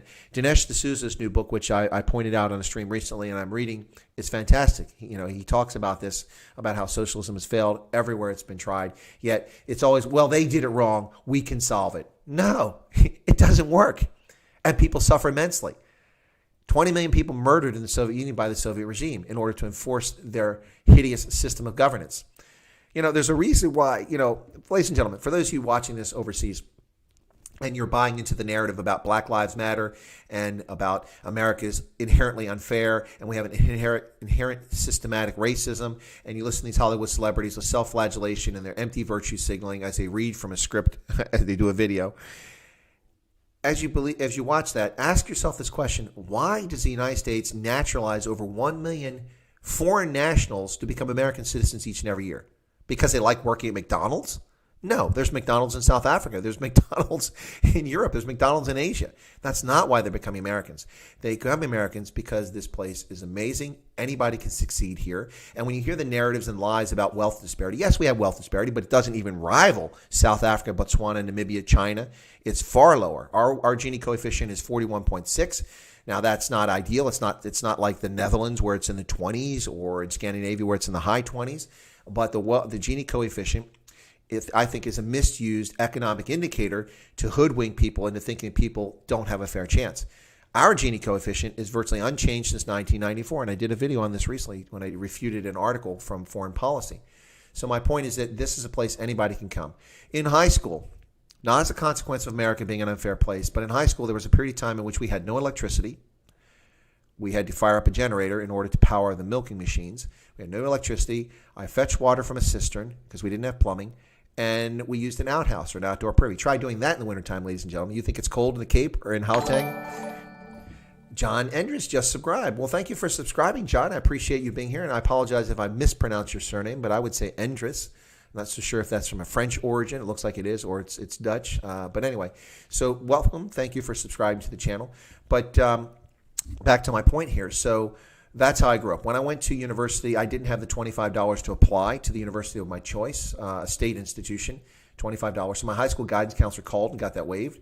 I went on full assistance, a state grant, a federal grant, and a full student loan, which was just $2,500 back then. And I went to university, and I worked when I was in campus. And of course, I kind of squandered that first year as I was on my own. But my point is that I didn't have any resources. And I learned on my own. I taught myself. I became more responsible with money once I had money. Not initially, like most young kids, spent most of it. But then I learned. And I learned to save and invest. I taught myself because the system's there. Now, of course, the argument, I'll get the counter argument is that, well, yes, of course, because you're an inherently racist system and you're white, and that meant you could succeed. But I can point to dozens, if not hundreds of peers and colleagues who had a similar life experience, not nearly as deprived as mine was in some respects, but who came from lower income families or middle income families and have succeeded beyond the wildest imaginations in society. Black folks, Hispanics, and Asians, and immigrants who've come here and become Americans. So don't buy the nonsense. It's nonsense. Are there racial issues in this country? Of course there are. We have a history of slavery in this country, which has lingering effects, mostly in the minds of people who cannot accept and understand that and then apply it in a common sense fashion to affect their lives today. So yes, there will always be issues. Are there racists in this country? Of course they're racist. Louis Farrakhan is a racist. David Duke is a racist. One guy's white, one guy's black. They're both racist. We'll always have that. But fortunately, it's a small number of people in this country. I listen to these celebrities in this self-flagellating video. Oh, these words are incorrect. You never said. Listen, I have never, in anger, used the N-word against anybody in this country. I came back from Germany in the early 1990s and went to Maryland to visit family. My mother came down from Ohio, and I heard people using it, white and black people using the N-word. And I was in the military. A lot of my peers are blacks. 1/3 of the enlisted soldiers when I was enlisted were black. My squad leaders, my platoon leaders, company commanders are black, female. And I came back, and I had not heard this word since I was a little kid. And people were saying it, and I said, listen, guys, listen, I appreciate you don't say that word. To me, it's common. It's poor form, and I really don't appreciate it if you guys not. And people are like, okay, fine. And I've never heard any of my family ever say it again since then. Now maybe they say it in private, but I've never heard it since then. So the things these people are claiming, I've never heard these things in years, in ages, and I don't know where they're coming from. I've lived in all kinds of circumstances. I lived in a housing project. There were 300 families or 400 families. 3 of them were white. The rest were black. I lived in a housing project in Buffalo, New York, and everyone in my primary school class was Puerto Rican or Spanish speaking. Most of them were Puerto Rico. They all spoke Spanish, and they wouldn't talk to me during recess and breaks because I didn't speak Spanish. Well, I'm a little kid. I don't learn Spanish in Maryland or in West Virginia. Anyway, so, and I've also lived in Africa all over the place. Now, admittedly, most of the time I've been in Africa, I've been on diplomatic status, which is very different than living in Africa because you're not really there, but you are there. And so I've been on all sides of this fence. I've lived in low income. I've been upper middle income. I've never been wealthy, but I've lived in all sorts of circumstances. I went to a high school that was all white in a county in which I don't think any black people at all lived. And again, I went to a school in which mostly black kids were at, and I was at when I was in primary school, as well as Hispanic and other schools. So I've seen all of it, guys. It's fascinating to see people try to speak for you and tell your story when they don't know you based on your appearance, whether you're black, you're colored, you're white. They just make claims about you and they know nothing about what they're talking about. So don't buy it, folks. There's a reason over 1 million people become naturalized. If we allowed it, we could get 5 million people naturalized in this country every single year. I guarantee it. People want to come here, and there's a reason why they want to come here. It's not just for money. You can go other places and make money. I can go to the Congo and make a buttload of money, but my life will not be particularly pleasant. Nothing against the DRC, folks. I don't mean to denigrate the DRC, but you don't quite have the creature comforts of life that I can find in South Africa or even in Botswana or in Germany or Denmark, Japan. So I'm just saying. Anyway, let's see what else we got here. Whoa, Just a Ghost with a super chat. Thank you. Look at that. I've got it positioned just right. If you're looking at the screen, that zombie is climbing the Mahalisberg and that Olifant's neck. I like that. I think I'm going to keep the zombie. Thank you so much, Just a Ghost. If I call someone a leftist, am I a racist? Nope, I'm not a racist. Not at all. And I call people leftists all the time if they're leftist-centered politically. And I didn't used to beat up on leftists all the time, but I prefer the term leftists as opposed to progressives. Because a lot of us believe in some progressive things, but I'm not a progressive. Let's see. I'm going to catch up over here. Dogbreaker says, good evening. Wow, did you get some sun? Yeah, you guys keep pointing about my sun. I must have got burned here. I didn't realize it. Yeah, I did get some sun. Yesterday, there's a new neighbor in the neighborhood, and we were chatting. This neighbor works for the National Institutes of Health in D.C., but we're 2 hours from D.C., and I said, well, that's going to be a tough commute. And my neighbor said that right now she is telecommuting because of COVID-19, but she's trying to figure out what to do afterwards because they just moved up here. So I guess her spouse must work somewhere else. But anyway, so I wound up standing in the sun for about 40 minutes and didn't realize it, and I guess I got a little bit of burnt there last night. Let's see. Robert says they cause way too much cock. Black Lives Matter, all lives matter. We're all human, different colors, cultures, but we're all human. Absolutely agreed. Jacques says, are restrictions on federal authority the reason by inaction by Trump? I hold him in high regard, but he needs to act immediately. Not sure about Barr. Well, yeah, we are in a federal system, Jacques. You are onto something here. And so the president can't simply order the army into somewhere. There are constraints on that. For instance, we have something known as the Insurrection Act, and the president can invoke the Insurrection Act under certain circumstances. He's not doing it because the moment he does it, of course, the left will get what they want.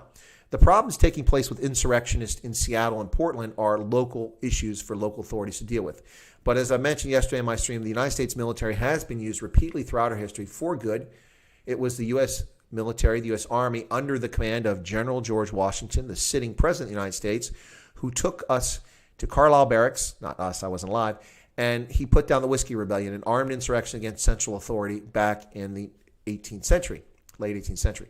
So that was President George Washington. Then after that, of course, it was the Union Army, the federal army that was in the South during Reconstruction that ensured that the 13th, 14th, and 15th. Whoa, Yanni wants to see the zombie climb the Mahalisberg. 70 Rand. Thank you so much for that super chat, Yanni. That'll help offset the monitor that I picked up today. Thank you so much for that. I want those zombies to run further, or maybe if I can get him to climb the mountain. He's just kind of running across it. But yeah, he's trying to reach the peak, I guess, the zombie. Thank you so much for that, Yanni. But yeah, so I lost track where I was at there. I was talking about, what was I talking about? Sorry. I got excited by the super chats there. Gosh. Senior moment there, guys. It'll come back to us, or I'll remember in a moment. But let me get back to, that's what it was, federal authority. And yeah, so there are certain things that the president can and can't do. So for instance, when the left was freaking out about, and the media freaking about, Trump wants to use the military to protect federal installations. Well, yeah. Why wouldn't he use the military to protect federal installations? It's federal property. They're under his command and control.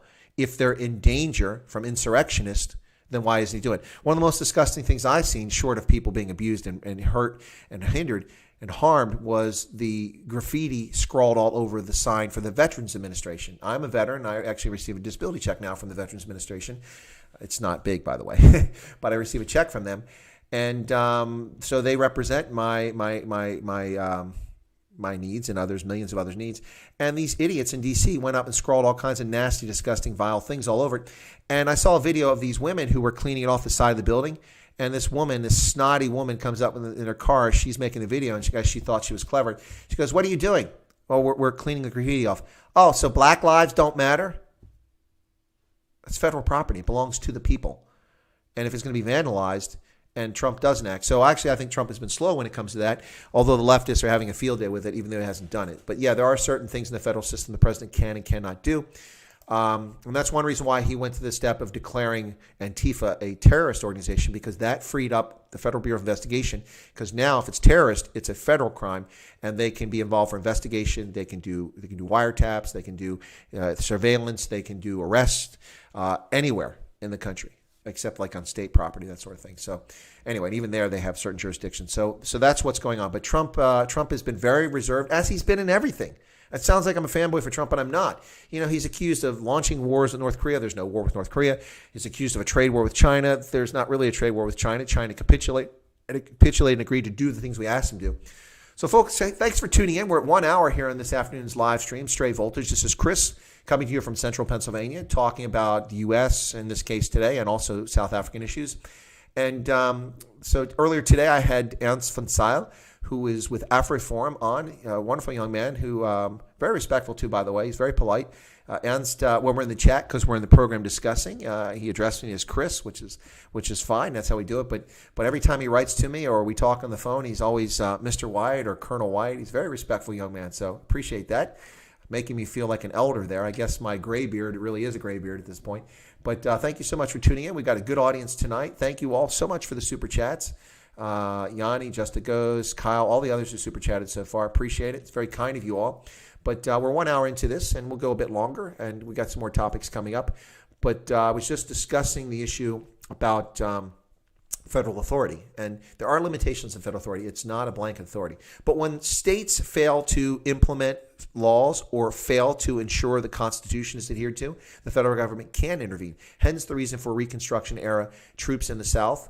For the states that were in rebellion, we kept the Army there for well over a decade in many places to ensure that the law was applied and black Americans were treated as citizens, could vote. And in fact, we had a huge surge because many of the southern states had as large or larger black populations than they had white populations in Reconstruction era South. And so you had large inclusion of black members of the House of Representatives in the state legislatures or House of Delegates and in the U.S. Congress as well as senators. And it was a very interesting time. But that all kind of fell apart by the 1890s with Jim Crow laws after the Army was removed and nobody protected these people. So that's what happened there. The Army was also used in 1955 in Little Rock when the Little Rock school district refused to integrate. And so the U.S. Army was sent in to make sure that troops got in. And also as recently as 1992, General Colin Powell, who now seems to have collected serious amnesia about events and is criticizing Trump for being working outside the Constitution, which he's not. General Powell was the chairman of the Joint Chiefs of Staff when the U.S. Army, the U.S. military, sent troops into Los Angeles to quell the riots in the wake of the Rodney King situation. So they sent federal troops in, and they federalized the California National Guard so that they could reinforce the Los Angeles County Sheriff and the LAPD. But General Powell now seems to think that it's not appropriate for Donald Trump to discuss this concept of federalizing the National Guard or sending federal troops. He hasn't done it. But he actually did it in 1992. And he seems to have forgotten about that. So my respect level is kind of drooped a little bit. Yeah, so there you go. I don't know where Attorney General Barr is. I'm waiting for indictments. I'm waiting for grand juries to be unsealed and for the criminals who've abused our Constitution and our intelligence community to be brought to book. And until Attorney General Barr makes that happen, I'm gonna hold judgment on him. He was a fantastic Attorney General in his first tour, and he's done some good things as Attorney General now. But what's your take on Bill Gates? I am not a fan, Robert, of Bill Gates. Not a big fan of Bill Gates at all. But that's because I've been a beta tester for his substandard, crappy operating systems for about 40 years now. So, for instance, my computer, which is set to do not update Windows without my permission, continually downloads the software, sucking up my data. Now, if I was in Africa, I'd really be torqued, sucking up my data, filling up my processor, filling up my hard drive, and then without my permission, when my computer's in sleep mode, rebooting in the middle of the night and me losing data. It happens all too often, and I never know when it's going to happen. So I detest Microsoft. There's very few things that Microsoft has ever been innovative at creating. Most of what Microsoft offers to us is something they bought. They bought out a smaller competitor, and they incorporated it into their Office suite or into whatever it is they're doing.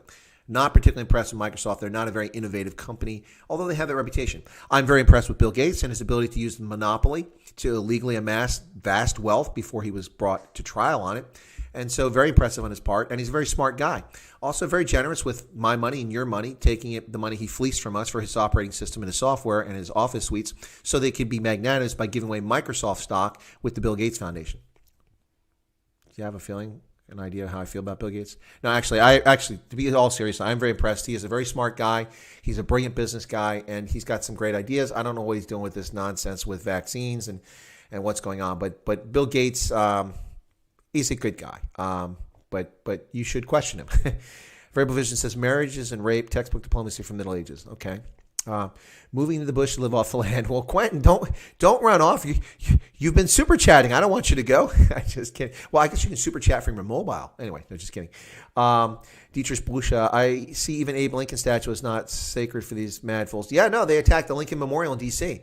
Now, ladies and gentlemen, these clowns, I can't remember the name of the gentleman, but there's an abolitionist in Philadelphia who took his own money to create a school for former slaves or freed slaves and to smuggle people out of the South. In fact, he did this out of his own pocket and taught black kids in Philadelphia.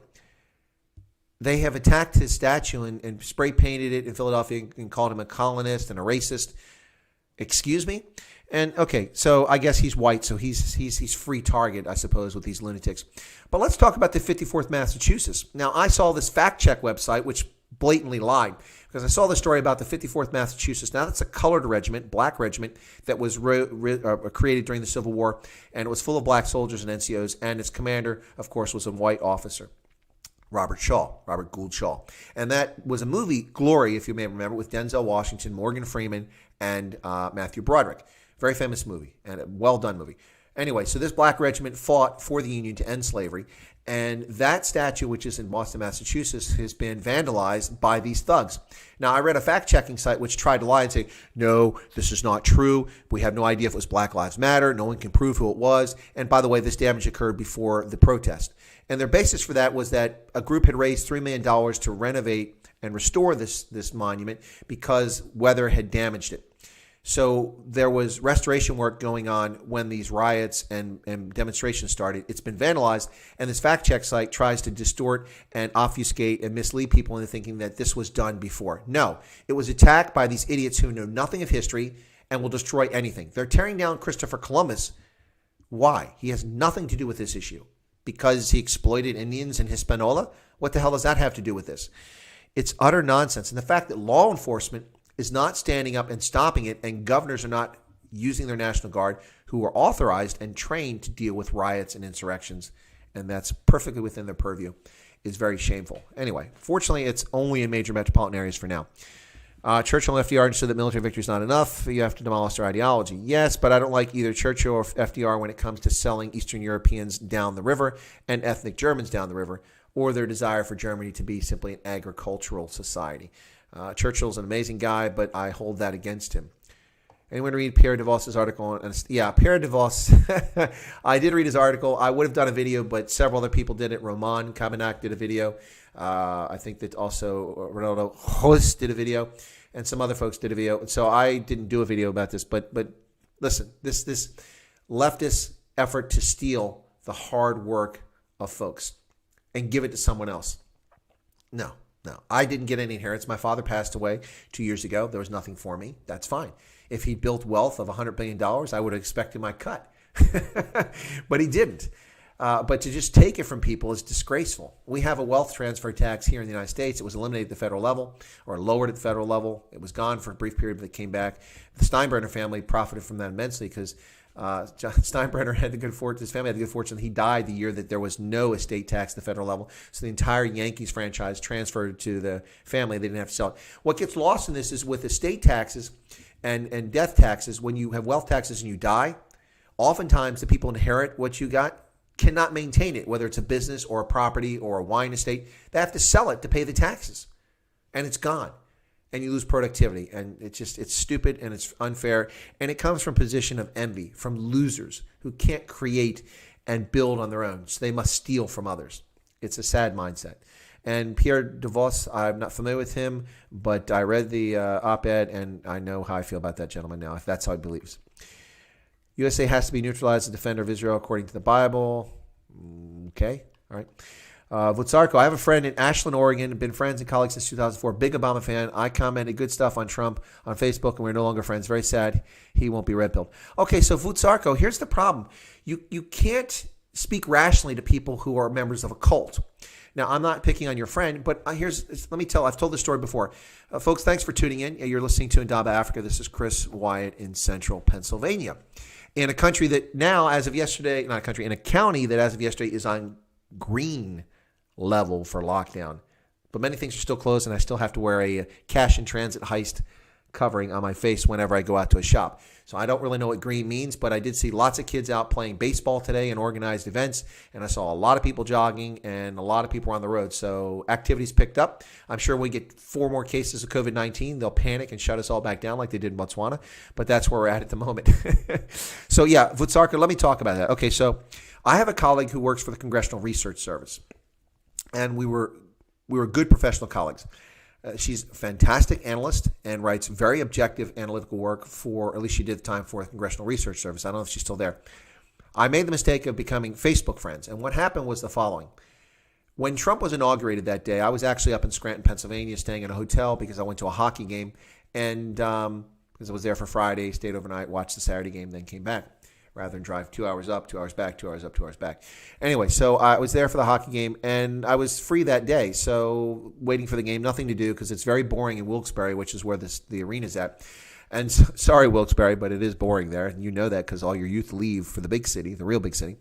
Anyway, so nothing to do. So Trump is being inaugurated. I'm switching the channels, watching MSNBC, CNN, Fox, back and forth, all these different channels, local channels, and they're covering the inauguration and the demonstrations in very different fashions. And I saw very vile and disgusting. I saw women dressed as, dripping vaginas, and people carrying sickles, and all kinds of vile things being said on placards. And I see these people with their toddlers, their young girls and children, walking out there marching and dressed and behaving like this, and I'm like, this is reprehensible. Well, my colleague popped onto Facebook, and I got a notification. I went there, and she said, listen, I don't know what these people are talking about, but I saw the march go by my house, so I decided to go join them. And so she posted pictures of the march. And I said, well, thank you for sharing that, because this is not what the news media is telling the world. What we're seeing is disgusting. And that's what they're focused on. We're not seeing the peaceful people protesting and marching and behaving themselves. And thank you for sharing that with us, because this is a different view. We didn't get that from the media. So I'm grateful. So no problem there. But then the conversation started going on other things, and I said, "Listen." At some point, basically, it came down to this. I said, "Listen, this isn't about the things people protest." And she said, "What do you mean?" I said, "People were out there carrying signs about equal pay for equal work. They're talking about pro-life, or not pro-life, but pro-abortion rights, and this, that, and the other." And I said, "It's not about that." She said, "What do you mean?" I said, "This is about hating Trump. These people, by and large, hate Trump, and this is what this is about." She goes, "No, it's not. I that's not why I'm out there." I said, "Well, I didn't say that's why you're out there. I said, this is why many of them are out there, and you see it in their behavior." I said, if they were serious about change, then where were they the week before the election? Why weren't they marching the week in October, late October, the first week of November, before the election to convince people to vote against Trump? Or where were they last summer during Congress being in session before it went in recess for the fall elections? They could have been in D.C. protesting to raise this awareness for these issues. No. They presume that Trump is a misogynist, that he hates women, that he does this, that he does that, and he's going to stop all these things, and that's why they're out. We haven't chatted since then. I try to reach out to this person for professional reasons because I need some data from Congressional Research Service, and I get crickets ever since then. Now, you cannot deal with people like that. This is an intelligent, well-educated, thoughtful, brilliant, objective analyst for the Congress, but got batshit crazy over this issue and became emotional. Now, was I wrong? You can make that argument. But I didn't unfriend the person. I didn't stop a friendship. I didn't stop a professional friendship. And that's the shameful part of it. People like this, and I'm not picking on a person, and I hope that I can become colleagues with that person again, but people behave in this fashion, you can't deal with them. And Vutsarko, that's what happened with your friend in Oregon. It's emotional. It's a cult. It's a religion. And if you refute the religion, then you're a heretic. It doesn't matter if you're right or wrong. We're all wrong at times, but at least you can have a cogent conversation. All right, so not that I'm triggered. I'm just talking loudly for the speaker. All right, so let's see. Microsoft spies on you. Yeah, but at least you get to opt out of it. Now, whether they're doing it in the background, that's another question. We could talk about that. Okay, that was... Yeah, Yanni's, thank you for Yanni. Did I miss the stripper chat? Thank you so much for the stripper chat there. You didn't ask for say anything. Thank you so much for that. If I didn't give credit for it, I got deep in conversation. So Yanni gave a 70 Rand super chat. Thank you so much for that, Yanni. Variable Vision says, if someone calls themselves progressive, is it polite to ask them if the body was painful? No, it's not polite. It will trigger them. Oh, I need to dance. Oh, God. This is a Ronaldo thing. Okay. All right. But Ronaldo just does this. Okay. If you want me to dance for stripper money, okay, I'm actually going to dance. Okay. So, actually, that's pretty lame. So, just a little bit of break dancing there. In my youth, I did break dance. But that's about all you're going to get. It's way there. Anyway. So, there you go, Yanni. There's your stripper dance. That's so embarrassing. I hope that doesn't get turned into a meme. I think I just encouraged it. There's your stripper chat, Yanni. Sorry it took me so long to get it there. Eleutheria. Isn't that a currency? Isn't that cryptocurrency? Eleutheria. Hank pushed my buttons. Who pushed whose buttons? Did I push your buttons? Variable Vision, are you against secession in principle? Yes, I am Variable Vision, but tomorrow my guest on the channel, on Chris White Africa and Daba Africa Group, I will have Phil Craig, who is with the advocacy group for Cape Secession. He'll be my guest tomorrow, 11 o'clock Eastern Standard here in the U.S. That would be 5 p.m. in Gaborone in Johannesburg and in Cape Town tomorrow on Sunday. Johnny, did you just best ever? Oh, wow, I got more money. I have to put that in my belt there. There's another stripper chat. Well, that's not a stripper. You said best ever, but thank you, Yanni. That's very kind of you. Yanni comes in with another super chat. I guess he liked the dance. Anyway, yeah, I am I am in principle against secession. I don't think it's in the best interest of South Africans in general, but I'm willing to hear the argument, and I could be wrong.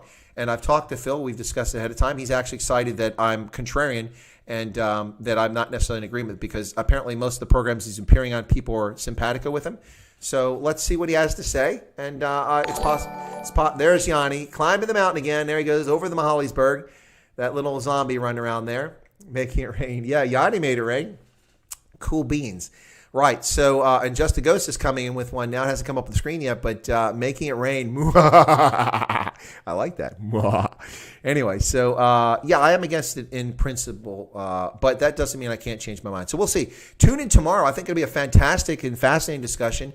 Phil is a very engaging person. I don't know if you've heard him before. I know that Ramon runs an ad asking people to promote the organization, but we'll see what he's got to say tomorrow. I am curious. Yanni, take it off. No. Yes, Ants is very articulate in one form. Yes, Dogbreaker, thank you very much. There's Just a Ghost with the we've got the zombie climbing again. He's chasing, trying to get to that diamond, I guess, somewhere buried in the Mahalisburg. Of course, there are no diamond pipes in the Mahalisburg, so I don't know what I'm talking about there. But thank you, Just a Ghost, for that super chat, 14 Rand. That's very kind of you. But yeah, so Ernst is very articulate and a very well-spoken young man. It was interesting. I also like the way that when people had something contrarian or challenged, he was very professional, even when he was in a teasing manner. So I really enjoyed it. Now, I have been on the Conscious Caracal. He asked me on his program, and I enjoyed that. And now I've had him on my stream.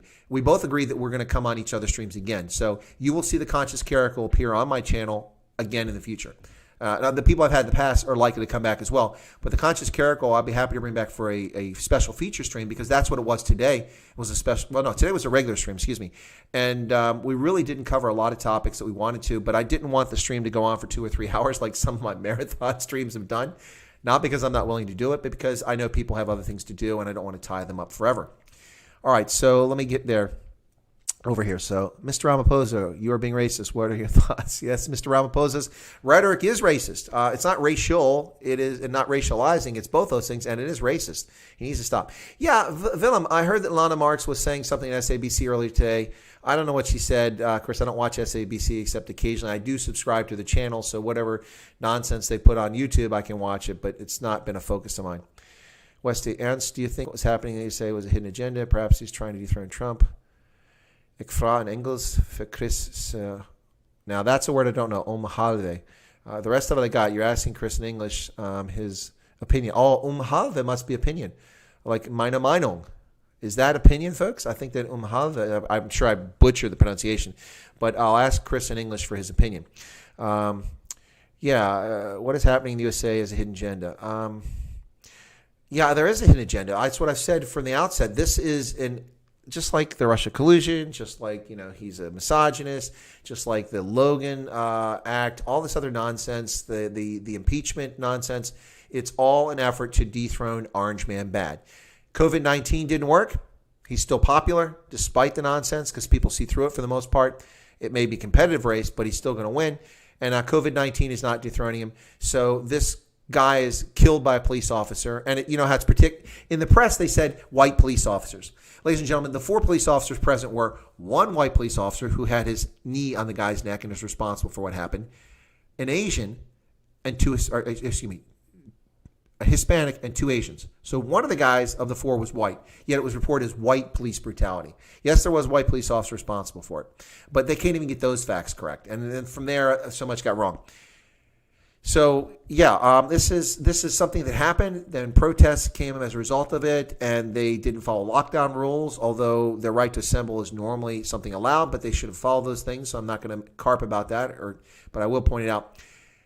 But then the left had an opportunity. What's disturbing for me is that the organized insurrection and foment that's being spread by these organizations. Where's the FBI? They're responsible for investigating domestic terrorism. Antifa's domestic terrorist organization, as declared by President Trump, and rightly so. Why did we not know in advance that people would be delivering pallet loads of bricks in cities that could be used to attack businesses? And why do we not know that this group was as well organized and communicates as effectively as it does? I mean, if Donald Trump has an opinion on Twitter, he gets fact-checked by these bozos at Twitter. And we see Candace Owens get shadow banned. We see Crowder get shadow banned. The list is endless, endless, endless. But the FBI doesn't know about insurrectionists in our midst. Sad. Right. Let me catch up here. It is a hidden agenda. They want to get Orange Man bad.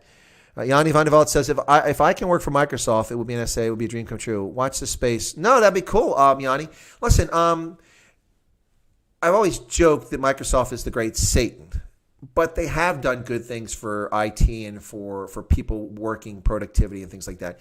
But my beef with them is that very little what they come up with is original, and they just take credit for it. They just buy it, they cobble it together, they slap their label on it, and then they use unfair marketing.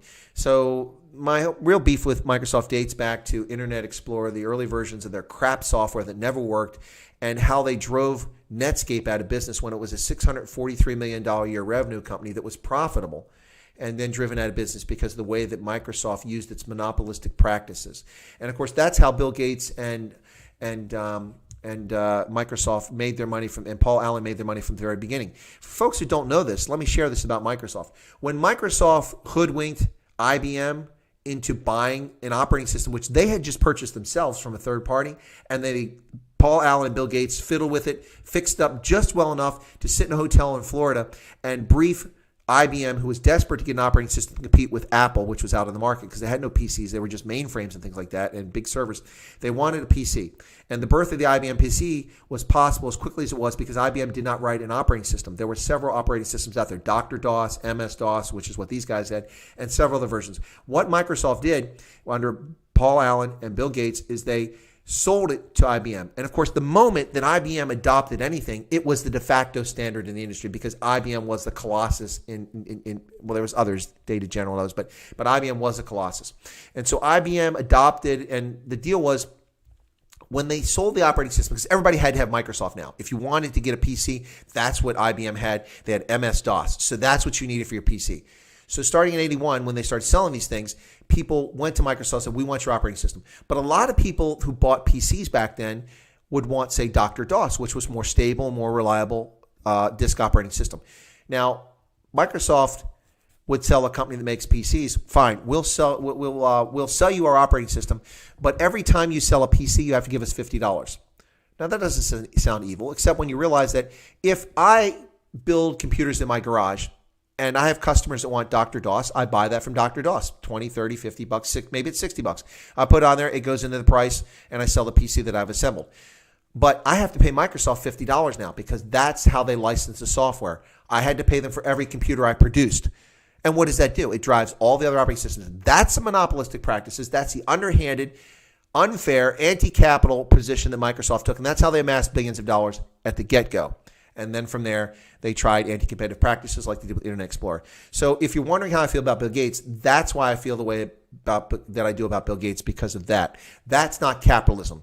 That's the horse crap we see in places like South Africa, in which cronies are given advantage. Now, this wasn't government cronies, and I'm taking that model and applying it to the ANC with BEE, where you give it to cronies or you put them in state-owned enterprises. Anyway, so that's a little bit more about Microsoft. But no, Yanni, it's an amazing company. It really is, even though I've just spoke evils about it. But it is an amazing company, and it's got global reach. And yeah, if I was a software engineer or a coder, I would go, yeah, I'd want to work for them, or Google to work Android or something like that. It would be, or even Apple, who I really don't like. But I do have a tablet and I have iPods. Anyway, Jason Venter says, America's hope for the world. Please lead the way.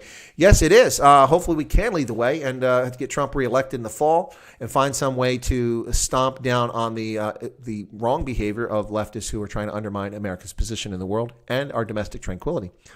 Gates sucks. You should stay out of vaccines. Okay. Planning to double its money in mandatory vaccines. Yeah, well, that's not even legal. You can't even do that. How can you make it possible? Of course, I do say that here in the United States, where we had the Unaffordable Health Care Act, or the ACA. I call it the Unaffordable Care Act.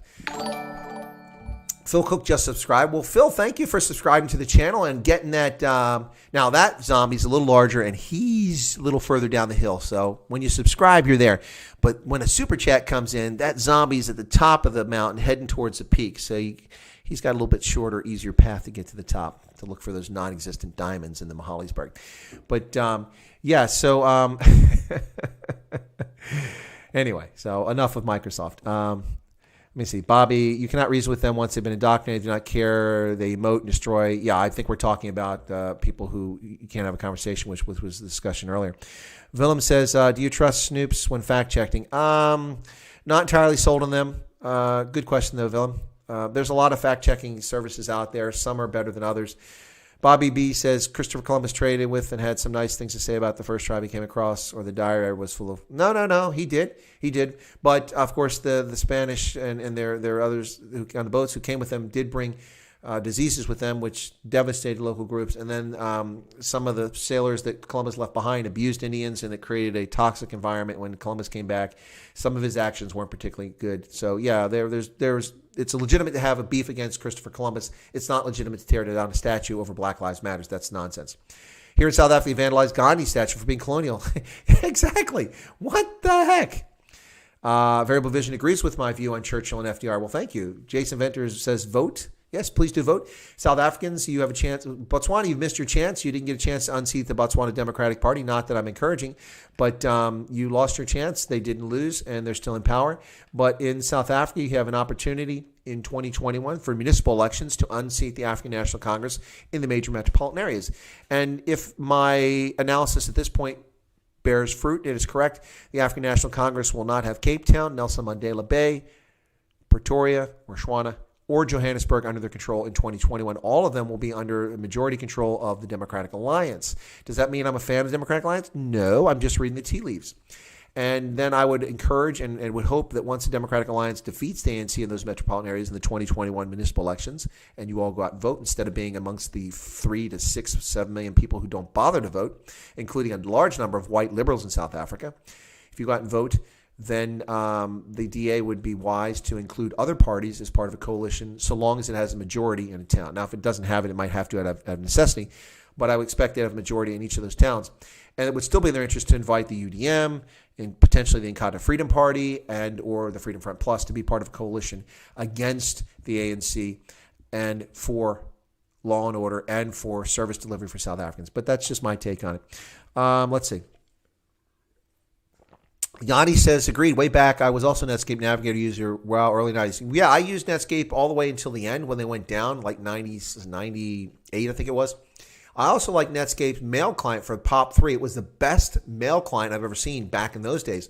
No one could top it, and it was free. And it was amazing. I had a POP3 account with GeoCities. And now I'm showing my age. GeoCities, those who know what GeoCities is. Yeah, so I had a GeoCities account. I had a GeoCities website. It was called Crossroads or Kreuzweg, Crossroads, which is German for crossroads, Kreuzweg.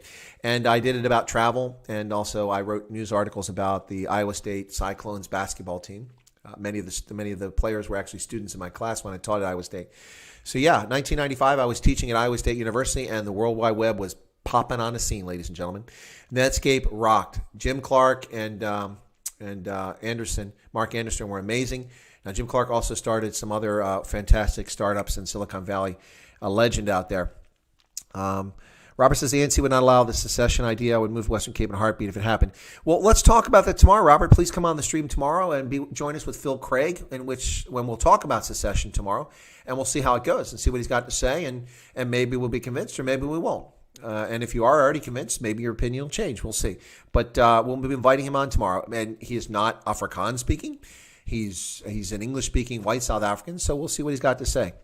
Bobby says, got to close up shop, so I'll be listening but can't chat. Have a good night. And if I didn't get home to chat before the stream ends. Well, Bobby B, thank you so much. You're working. That's awesome. I'm glad to see South Africans working despite the ANC's best effort to destroy South Africa's economy and force all South Africans to live into abject poverty. Apparently it didn't work. Floppy drives, 8 floppies for an installation.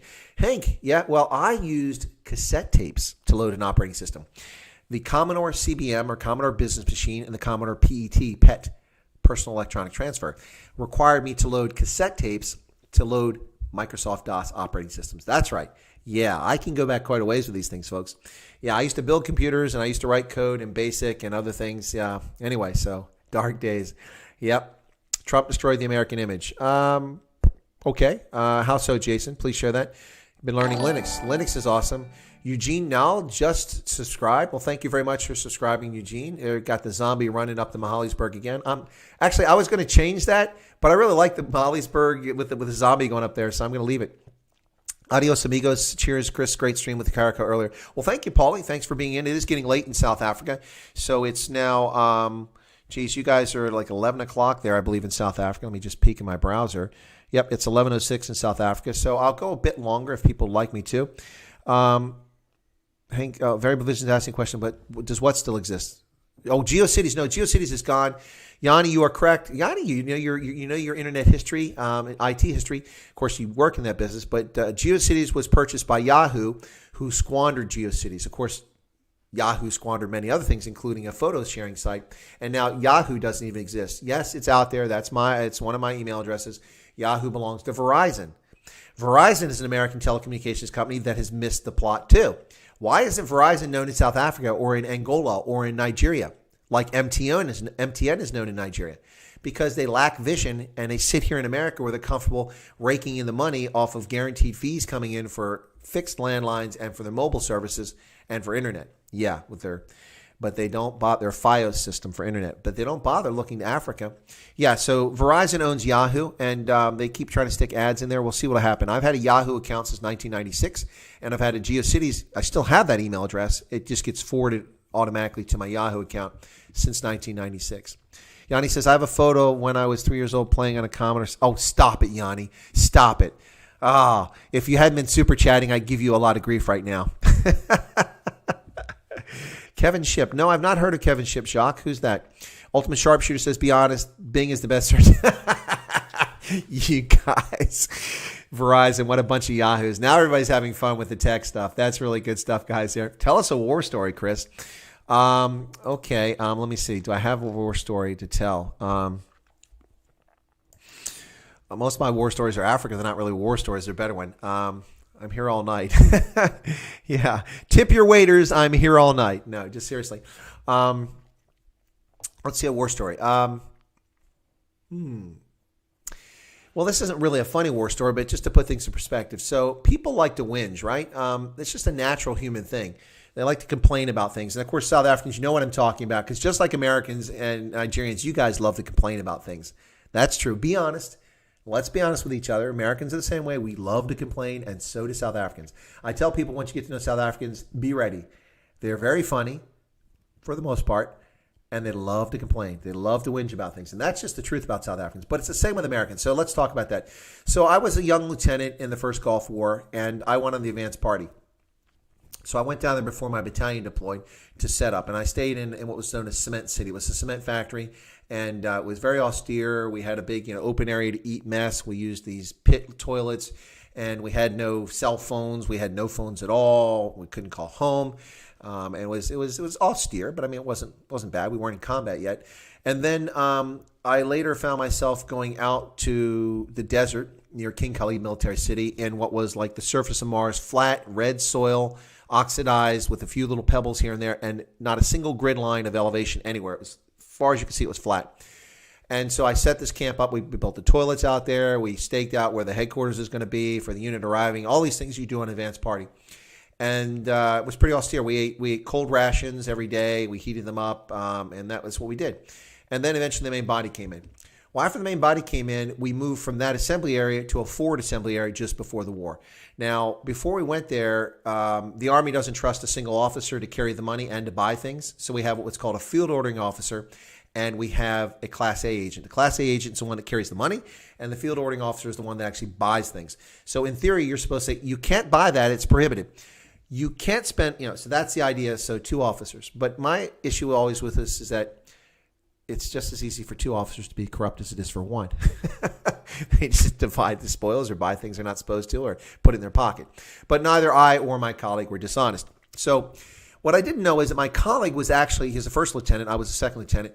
He was the son of a 2-star Air Force general who happened to be the commander of the United States training mission Saudi Arabia, USAMITM, which was based all over Saudi Arabia on the eastern coast there. But the general had an office in Riyadh. He also had a luxurious, sumptuous house that was located at Dahran Air Base on the coast there. So after we're in the advanced party, sitting out in the desert, using outdoor toilets and eating poor quality food and not knowing if we're going to die and go to combat, one day we were told to go buy things just before the air war kicked off. So I rode with him in a Jeep down all the way back, the 8 hours back to Dahran, and we pull up on the base. And he seemed to know everybody. I'm like, how does he know all these people? I didn't know he knew these people. So we go, and he goes, hey, hang on a second. I'm going to go in here and check. Just stay here. So I'm sitting in this vehicle waiting. He comes out, and he's got keys in his hand. He goes, all right, we're going to go stay in this place. So we go over, and we go into this house. 1 level, 1 story. We go in, and I walk in, and it's gorgeous. It's bigger than any place I've ever lived my entire life. There's nobody there. The lights are out. He turns the lights on. He goes, listen, you can take that room, and I'll take this room. So it was a huge bedroom, a big bed in there, but I have my sleeping bag. We get there, and what happens is he wanted to go do something. I didn't want to do this. He said, look, and there's a satellite TV here. You can watch anything you want. So I turned the TV on. It's CNN. I'd never had a satellite before. It's just 1990. I'm like, whoa, check it out. January 1990. And he said, listen, if you want to call home and talk to your wife, just don't tell your wife where you're at because it's an OPSEC issue, Operations Security. But there's a satellite phone in here and there's a landline. You can use either one. I'm like, are you serious? It's not $3 a minute? He goes, no, you just use the phone. It's fine. It's covered. So I called my wife and I said, hey, I'm okay because I hadn't talked to anyone outside there since I got there. I said, I'm okay, good to go, nothing's happening. And then that was it. And then later that night, what happened is I couldn't sleep in the bed because I was uncomfortable. I've been sleeping in a sleeping bag on the ground or on a cot for a while now, for at least a month. And so I felt uncomfortable sleeping in that bed. So I laid a sleeping bag down the floor and I fell asleep in it. And about 2:30 in the morning or 1:30, something like that, I was awoken to sirens. As the air raid sirens went off, it was a Scud missile.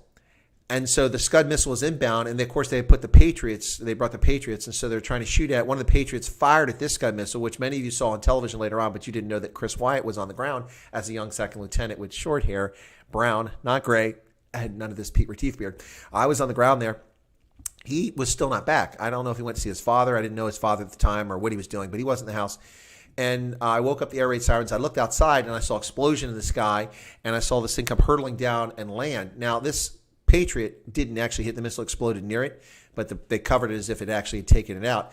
It may have affected its path. But anyway, the Scud missile landed, and it didn't have any chemical weapons, thank God, but it landed like 200 meters from the house I was in. So fire trucks came out, and I'm like, what the heck? Anyway, so I went to sleep after everything calmed down a couple hours later and never left the house. And so I went, the point of the story about whinging is so that's what some people were living in, that kind of luxury, who were American military in Saudi Arabia. I was living in a hole that I dug in the desert and with flies all over the place and not eating cooked food. So then we went to war. We fought the war. I lived in Kuwait in the north in a hole that I dug in the sand. It rained and a sling collapsed on me. I got up. I'm covered, but I had my poncho so that my sleeping bag wouldn't be wet. But that's the conditions I was living in. From there, I did another trip back to King Khalid Military City to collect the cash so I could buy things in Riyadh. And when I was at King Khalid Military City, there were these Puerto Rican National Guardsmen who were there, and that they kind of set up a bank in a bank facility, but it was run by the U.S. military for U.S. military to bring cash in and to get cash to purchase things. So I went there, and I listened to them while I stood in line. Oh, this is terrible. We've been here for 2 weeks now. This was after the war. They came after the war. Oh, this is horrible. It's not right. The food, so that truck they gave you, that Jeep, did you get no, I got a Toyota, the Land Cruiser. That's what I'm riding around in. And they're complaining about everything, and I'm like, wait a second. You didn't fight in the war. Your life wasn't in jeopardy. You're living in a city with electricity. You've got satellite television. You've got phone calls. You've got proper meals, and you're complaining. And so what I discovered was that the nature of soldiers, and by extension, South Africans and Americans, is we love to complain and whinge about things. And that's the lesson I learned about that. Now, let me put this in comparison. One really quick thing. So about this, during this war, after the air war started, before we advanced to the forward operating base, which was called Butts, B-U-T-T-S, like cigarette butts, cigarette butts. Before we went up there to fight against the Republic or the Iraqi forces, including the Republican Guard, I went to Riyadh again for a trip with this officer. He had to go home. His wife had a pregnancy. It was difficult. So after the war, they sent him home right away. But anyway, so I went down there, and that's when I met his father in Riyadh on one trip, and I went down there again after that. We were sitting while the air war was going on at the headquarters for the U.S. forces in Riyadh, and I stayed in a high-rise apartment building in a place that was nicer than any place I ever lived before. And I went to the officers' club with the general and with all these other people, and we had Belgian waffles for breakfast while I'm watching CNN and the air war go on. So what a strange situation, the very different situations I found myself in there. And I realized as a young person that people just complain. And so I always tell people, I said, you can complain. The problem is that nobody's listening. Now, I complain too. So, all right, so let me see. Did that bore people? It looks like we didn't lose too many people. Was that a boring story? But that was a war story. Anyway, so it wasn't gory, and it wasn't meant to be gory. Jacques says, CI whistleblower, have a look if you get a chance. Yeah, Jacques, send me an email. I don't recall the name. That's what you're talking about. But Jacques says, ja, ons kan lekker mon. Yeah, South Africans can. I feel Trump is not honest, Jason. Okay. Yeah, Trump is a blowhard. He's a troll. He's the ultimate troll. He's all about, getting people riled up. But what is he not honest about, Jason? That's fair. But I'm curious what you think he's not honest about. That's a good point. People are going to bed. What are you going to bed for? It's Saturday, man. You'd be in a club if you weren't home. Just kidding. Hank is out of here. Oh, he's saying goodbye to Hendo. Take care, Hendo. Dietrich says, were you anywhere near during the Entebbe hostage drama? No, I'm not that old, man. Come on, Dietrich. No, I was a kid when Entebbe happened. That was back in the 70s. But I did work at the Entebbe airfield after the fact and actually used it for three concurrent operations taking place in Africa back in December of 2013 when we were supporting the hunt for Joseph Kony and the Lord's Resistance Army in the Central African Republic out of my cooperative security location located at the Entebbe airfield. That was going on, preparing barrels of oil and rations and ammunition and communications gear for the flights that were taking guys up there to their forward operating base. We did that. At the same time, right after that, we saw South Sudan implode and a civil war break out instantly in South Sudan between Riek and Salva Kiir. And that war was taking place between the president and vice president and their forces. And we had a non-combat evacuation operation, which was staged from Djibouti up to Bor in South Sudan. They're supposed to land, pick up like 40 Americans on 3 Osprey aircraft and fly them to Entebbe, refuel, and then continue on to Nairobi for an evacuation because we didn't have the facilities. We have no level 1 trauma center in all of Uganda, but it was too far to go to Nairobi, so the mission was to come there. So that turned into a rescue operation, not for the Americans on the ground. They never landed. But those 3 aircraft, I guess this is another war story. I'll tell it more in full at a later time. Those 3 aircraft were lit up by forces on the ground who fired small arms at them and also anti-aircraft guns at them. And the 3 aircraft were damaged, especially the lead aircraft, which had probably about 120 holes in the fuselage. There are 10 fuel tanks that are inside the Osprey, and they're each compartmented so that if you lose one, gets hit with a round, or it's damaged, you can still draw fuel out of the other 9. Well, all or 8 of the 10 fuel tanks had holes in them, and they were pouring fuel out. And so they were refueled 3 times in flight from Bor coming back to Entebbe when they landed. And then when they landed, along with the C-130, the C-130s that accompanied them, we had 4 wounded Americans on there, one of whom eventually had his leg amputated twice above the knee and then up to the hip joint because of gangrene that set in and because the tissue died. All sorts of things came out of that situation. I'll tell in another story more fully, but that was at Entebbe. So we were doing that operation for South Sudan, the Joseph Kony mission in Central African Republic. And in the midst of this, the Central African Republic also imploded. South Africans sent troops up there. They were famously embarrassed. They were outshot by locals in a firefight. It was very embarrassing for the SANDF, and they took casualties. While that was all going on, the African Union sent troops into the Central African Republic, but they were coming from Rwanda and Burundi. They staged out of Entebbe, and I was there. So I had 3 named operations. The U.S. government had like 6 named military operations taking place globally at that moment in time, and 3 of them fell into my lap right there. I wasn't the senior most American officer on the ground, but the attaché had left and gone on holiday because it was around Christmas, and so I was a senior military person at the U.S. Embassy. I was a lieutenant colonel, and that was in December. Within less than 2 weeks, I became a full colonel, so which was what my peer was. So, but he was out of town, so I was the senior U.S. person on the ground. Even though there was a colonel, it was part of the other task force, and so I was responsible for those 3 operations simultaneously. It was quite fascinating. It just gives you an appreciation for what's going on in the world, and people just have no idea. So, anyway, let me see. Hendo was on Loving Life channel. Oh, okay, good deal. So there was ankle deep in grenade pins, waist deep in expended laws. That's a Ranger buddy there. Let me see. Robert Zede was in the border war in 87. No, it wasn't fun, but you guys acquitted yourself quite well if you were in the SADF, which is what I assume. If you're in Côte-Vôtre or if you were in, what's the battalion? I'm just drawing a blank there right now, but the battalion was up there. It wasn't 6 SAI, but it was another one. But anyway, yeah, the folks in the 87 border war acquitted themselves quite well in Angola. It was quite an amazing operation. They did it with limited resources. The tolerance for casualties coming back from the Bush War from Angola and Namibia or Southwest Africa at the time were not. It was a real problem for South Africa internally.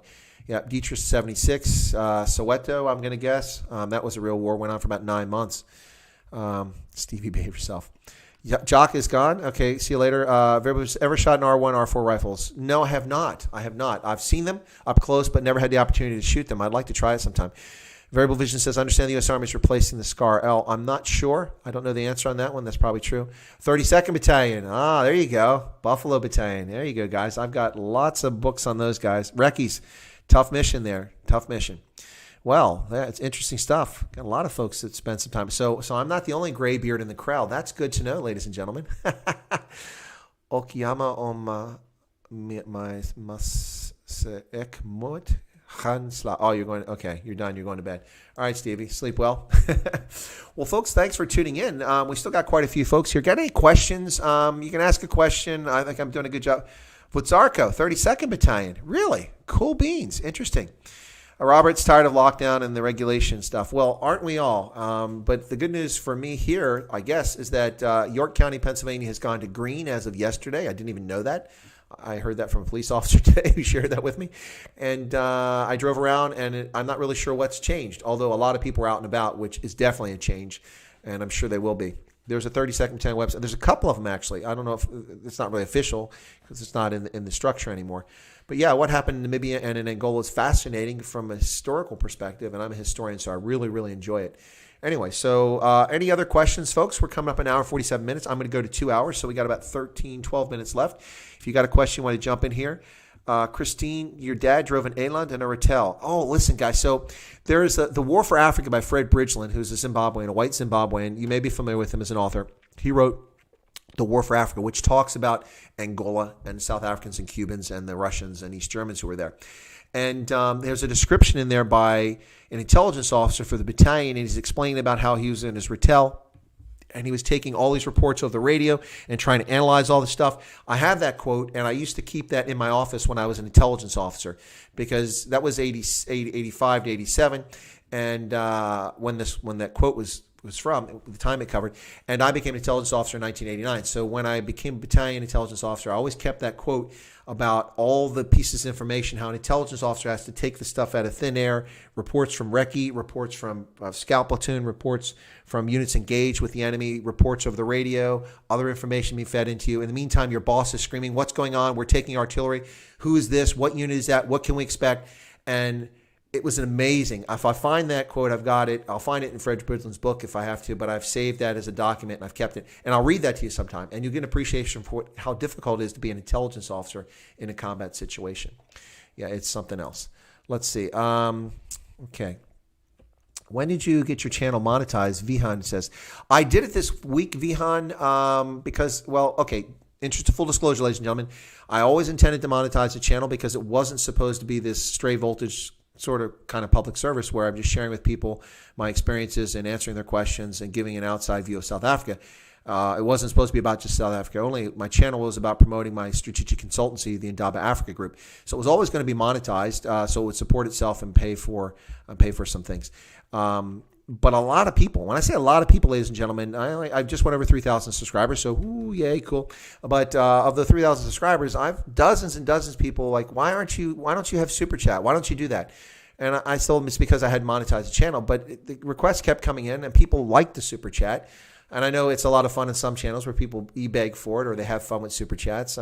But I figured, you know what, people are asking for it. I mean, I answer questions people ask. I come on when people ask me to come on the stream. I wear Sharks rugby jerseys, even though I'm not a Sharks fan. I don't wear Lions because I don't have one. But I try to please the audience in reasonable ways. And so I agreed to do the Super Chat, and so I got it going. Yanni, you're out of here. Hey, thanks. Appreciate you being in so late. Appreciate it. Anyway, so listen, I've set the ads up on my channel right now because I'm not doing it to generate a lot of money, but that's just part of the monetization. The ads are the first thing YouTube ever did before Super Chats and merchandise and memberships. So I've also been asking a lot about memberships, but I can't do that. I have to have a lot more subscribers. Anyway, so yeah, so the ads, I've set them up so that they come at the beginning or end of the video, not going to interrupt you watching a replay in the middle of the video. I find that very annoying. If you don't want them, skip ahead. If you want to just play it in the background while you get a cup of coffee or something, that's fine. That generates revenue for my channel. It supports it. You don't have to do it. If you want to skip it, that's fine. I watch some of them on other people's channels, especially if they're interesting. Oftentimes I skip if I'm in a hurry. Skip it. And if I apologize if you find it annoying, it's not the purpose, but YouTube has to generate money. And you get a bigger crowd, you don't monetize, they start asking why you're not monetizing. So I did it mainly right now rather than waiting until later so that people could do Super Chats because people really enjoy it. So that's what's going on. Yeah, so thank you, Vihan, for saying congratulations. Yeah, it's kind of neat. I'm not a big fan of the ads myself, though. Recky's drove an Eland. Robert drove an Eland. Okay, cool. Second SSB Zerost 8586. I've spent a lot of time in Zerost. I know where those barracks are. As you come down the hill, coming from Habaroni, you come down and you make that turn at the bottom of the hill and you go around. There's the entrance for the barracks there in Zerost. Yep. Not me, just helping out. Tian says, what was the U.S. position involvement in our border war? Oh, that's a complicated one. Let me try to come back to that in a second. Let me write the border war. Okay, border war, U.S. And I'll see if I have enough time. I don't really want to go past 2 hours because people want to go to bed in South Africa. Lohatla 91, cool. I was Funke in Stabs Panzer Battalion in the Schweiz. So Dietrich was a communications person, which is what I did when I was enlisted. I was a multi-channel communications operator. A Funke is German for communications specialist. Stabs Panzer Battalion 12 in der Schweiz. So he's Swiss originally. Jason says, respect you. Well, thank you so much, Jason. I appreciate that. Driving nobody, not like Yanni's gone. Vihan says, congratulations. Let me see. Insanity Playground. I hadn't seen you chatting here before, so welcome if you're just joining the chat or you're just jumping in. Just arrived, watched Scott on Love Life, and saw a strange clip about a guy warning about this Tuesday the 16th Youth Day. Felt like idiot doomsayers. Any thoughts? Yeah, Tuesday the 16th is African Youth Day. I'll be preparing a video for that because, of course, my channel is not just about South Africa, although the Stray Voltage seems to be overwhelmingly focused in South Africa. But the rest of my channel, I do prepare videos across the continent, but also geopolitical issues. I will do a video on African Youth Day. I'm not aware of anything happening. That's interesting. That's the first I heard about that. Loving Life does do a lot of videos in which people share things with them. Some of them prove not to happen, but maybe this will be a case. Oh, there's a link, Hendo, for 32nd Battalion. Thank you so much. Carl likes my shirt very much. He must be a Sharks fan. And of course, for those who weren't here early in the stream, it's not just the jersey. There's my number one Sharks fan there. But as I said, the reason I got this at Kings Point is not because I'm a Sharks fan, but because when they play the Stormers, I can do this. So we can spank the Sharks. All right. Our Ranger buddy was in 2nd Ranger Battalion. Major respect, 2325. I was not with, but worked with the 325 that was in Vicenza. 82nd Airborne Division Instructor, U.S. Airborne School, ODA 522. Look at that, 101st Airborne. There's a lot of elite units there in U.S. military. You just mentioned. Variable Vision says, please stop following Sightlanders and Scott from Loving Life. They're full of... Folks, follow whoever you want to watch whatever you want to watch, as long as you're not hurting anybody. But please feel free to subscribe to my channel. If you're not a subscriber, and a few people will tune in that weren't subscribers, we've got a few subscribers today, so thank you. Thanks for your service in the SA Army. Hank is saying that, yeah, agreed. Folks served with honor in the South African Army, the South African Defense Force back in the 1970s and 80s as they fought off the concerns that government had about the Red Threat and the Svatgava. But, so those who serve in uniform, as long as we follow lawful orders and we behave honorably, we should be proud of our service. And I think a lot of folks in the SADF should be proud of their service and what they accomplished. It's our political leaders that we have to be concerned about. Anyway, so there you have it. Well, ladies and gentlemen, would be interesting if you do an interview with ex-POW Major Wyatt Dutoy. Yeah, people keep saying that. I've checked into him, and I have not really talked to him. But let me do a reminder, folks. Tomorrow... Vihan says the 3,000 subs. Yeah, I have 3,000 subs as of now. Thank you all so much. I mentioned that at the very beginning. Thank you. There's Ants. Ants, have you been here all along? I just see you pop in the chat now. I didn't see it. Gil Ashketel. I hadn't seen that before. Welcome. So tomorrow I will have Phil Craig on my site from the Cape Advocacy Group for Secession.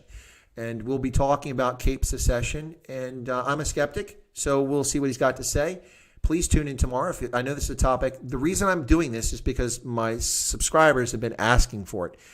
It's a topic that I'm kind of skeptical of, and I didn't necessarily have an interest in doing it. But through a mutual contact, someone put me in contact with him. He said, I'd love to come on your channel, and so I'll bring him on. He's actually excited that I'm not in the tank with the secession movement because we can have a discussion, a back and forth, rather than me just going, yeah, that's awesome, man. I'm all for it.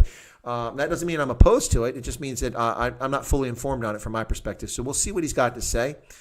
Jill Ashketel. Sorry about that, Jill. Okay. Yeah, well, that's Afrikaans. Geez, you guys messed me up there. Dietrich is gone. We're losing folks now, but other folks are coming in. It's a strange dynamic we have, especially on my channel. But I'm not going to run for 3 hours tonight. That's not going to happen. I had a stream earlier today. Please go back and watch my stream with Ernst von Zeil, who is from Afro Forum. We talked about Ernst, his background, his education, and where he's coming from, and also about a lot of contemporary issues in South Africa. So please check it out, and feel free to check in tomorrow. And for those who don't know, I will have another guest coming up. Before you all run off, don't run off yet, because I want to make sure you know about this. I have another guest coming up this week. I'm trying to make sure I get her name correct. Some of you know who she is, and now I can't find it. I got to get to my mail. Sorry. Just a second, and I'll tell you who it is. But I don't know which day it'll be. It probably won't be on Monday because I've discovered that many people don't tune in on Monday, so that's not particularly helpful. But I have a special guest from the Western Cape, and she's a black South African who is a business owner. And I might be tipping it off to some of you right now who that is, but I'm going to let you know in just a second because I want to make sure I do my best job pronouncing her surname. Well, her surname's easy. It's her given name that's a little bit challenging there. So my special guest coming up on a special feature live stream will be Unati Kwaza. Unati Kwaza. For those who don't know her, she's a businesswoman from the Western Cape, and she has some interesting views. She's quite the Twitter queen from what I understand. She's got a lot of followers on there. So she will be my special guest. I hope that you find that interesting, and I'll announce that as soon as I get that coordinated. She's in Gauteng, traveling back to the Western Cape right now. And as far as I know, there are no flights, so she's probably driving, so she'll probably be knackered when she gets back. But anyway, so there you have it. Ladies and gentlemen, thank you all so much for tuning in. Thank you for the super chats. Yanni, Kyle, all the folks who gave super chats. Just a Ghost. Really, really appreciate it. Hendo says he's never heard of her. I had not heard of her either, but that's because a lot of folks are on Twitter, and I use Twitter only in a passing fashion because I think it's a domain of 12-year-old girls who are experiencing life for the first time. Say that out loud. Yes. No, Twitter's fine, but Twitter for me always devolves into a hostile emotional argument between people. Take that. And I find it to be exhausting. So I only go on it occasionally to share things to get people to go to other social media like LinkedIn or to come to YouTube. Anyway, so she's quite well known on Twitter apparently. So she will be on here. I think you'll find her a fascinating guest. And we'll coordinate that probably tomorrow or the next day. But tune in tomorrow for my stream with Phil Craig. It should be fascinating. Thank you all so much for tuning in. God bless you. I wish you a pleasant, safe evening in Africa. It's already tomorrow in New Zealand and Australia, so enjoy the rest of your day there. Japan, the same. For those in Europe, enjoy your evening. Here in the U.S., it's just late afternoon. Enjoy your afternoon on a Sunday. And for York County, Pennsylvania, welcome back to level green, which isn't quite total freedom. Apparently, the unknown level of gold is something we'll go to eventually. But right now, you can get back to life in most respects. So God bless everybody. Gilles Ashkete says she's awesome. Well, that's good to know. All right, well, I'm going to leave you with a video from Giselle once again. And I didn't promote any businesses today in the stream. I feel a little guilty, so I got to remember to do that on my next Stray Voltage live stream. But remember local artists, remember local businesses, and support your local business in South Africa if you're from there. Same in Botswana. You want to help folks become prosperous if they offer a good service, and you should do that. All right, ladies and gentlemen, God bless you all. Have a pleasant evening. We're going to leave with Plek in die Zona. It's a happy song. I hope you enjoy it. And thank you all for becoming subscribers, for the super chats that we got in here tonight. It'll put to good use. As you saw, I've purchased a new monitor so I can expand what we're doing here. God bless you all. Be safe. And we're going to leave with Plek in die Zona. And check out Giselle's music on her website or all the major streaming sites or purchase sites like Apple and Amazon and all these other places. All right, where are we at? I got to find it. So here we go. Ladies and gentlemen, have a pleasant evening. God bless.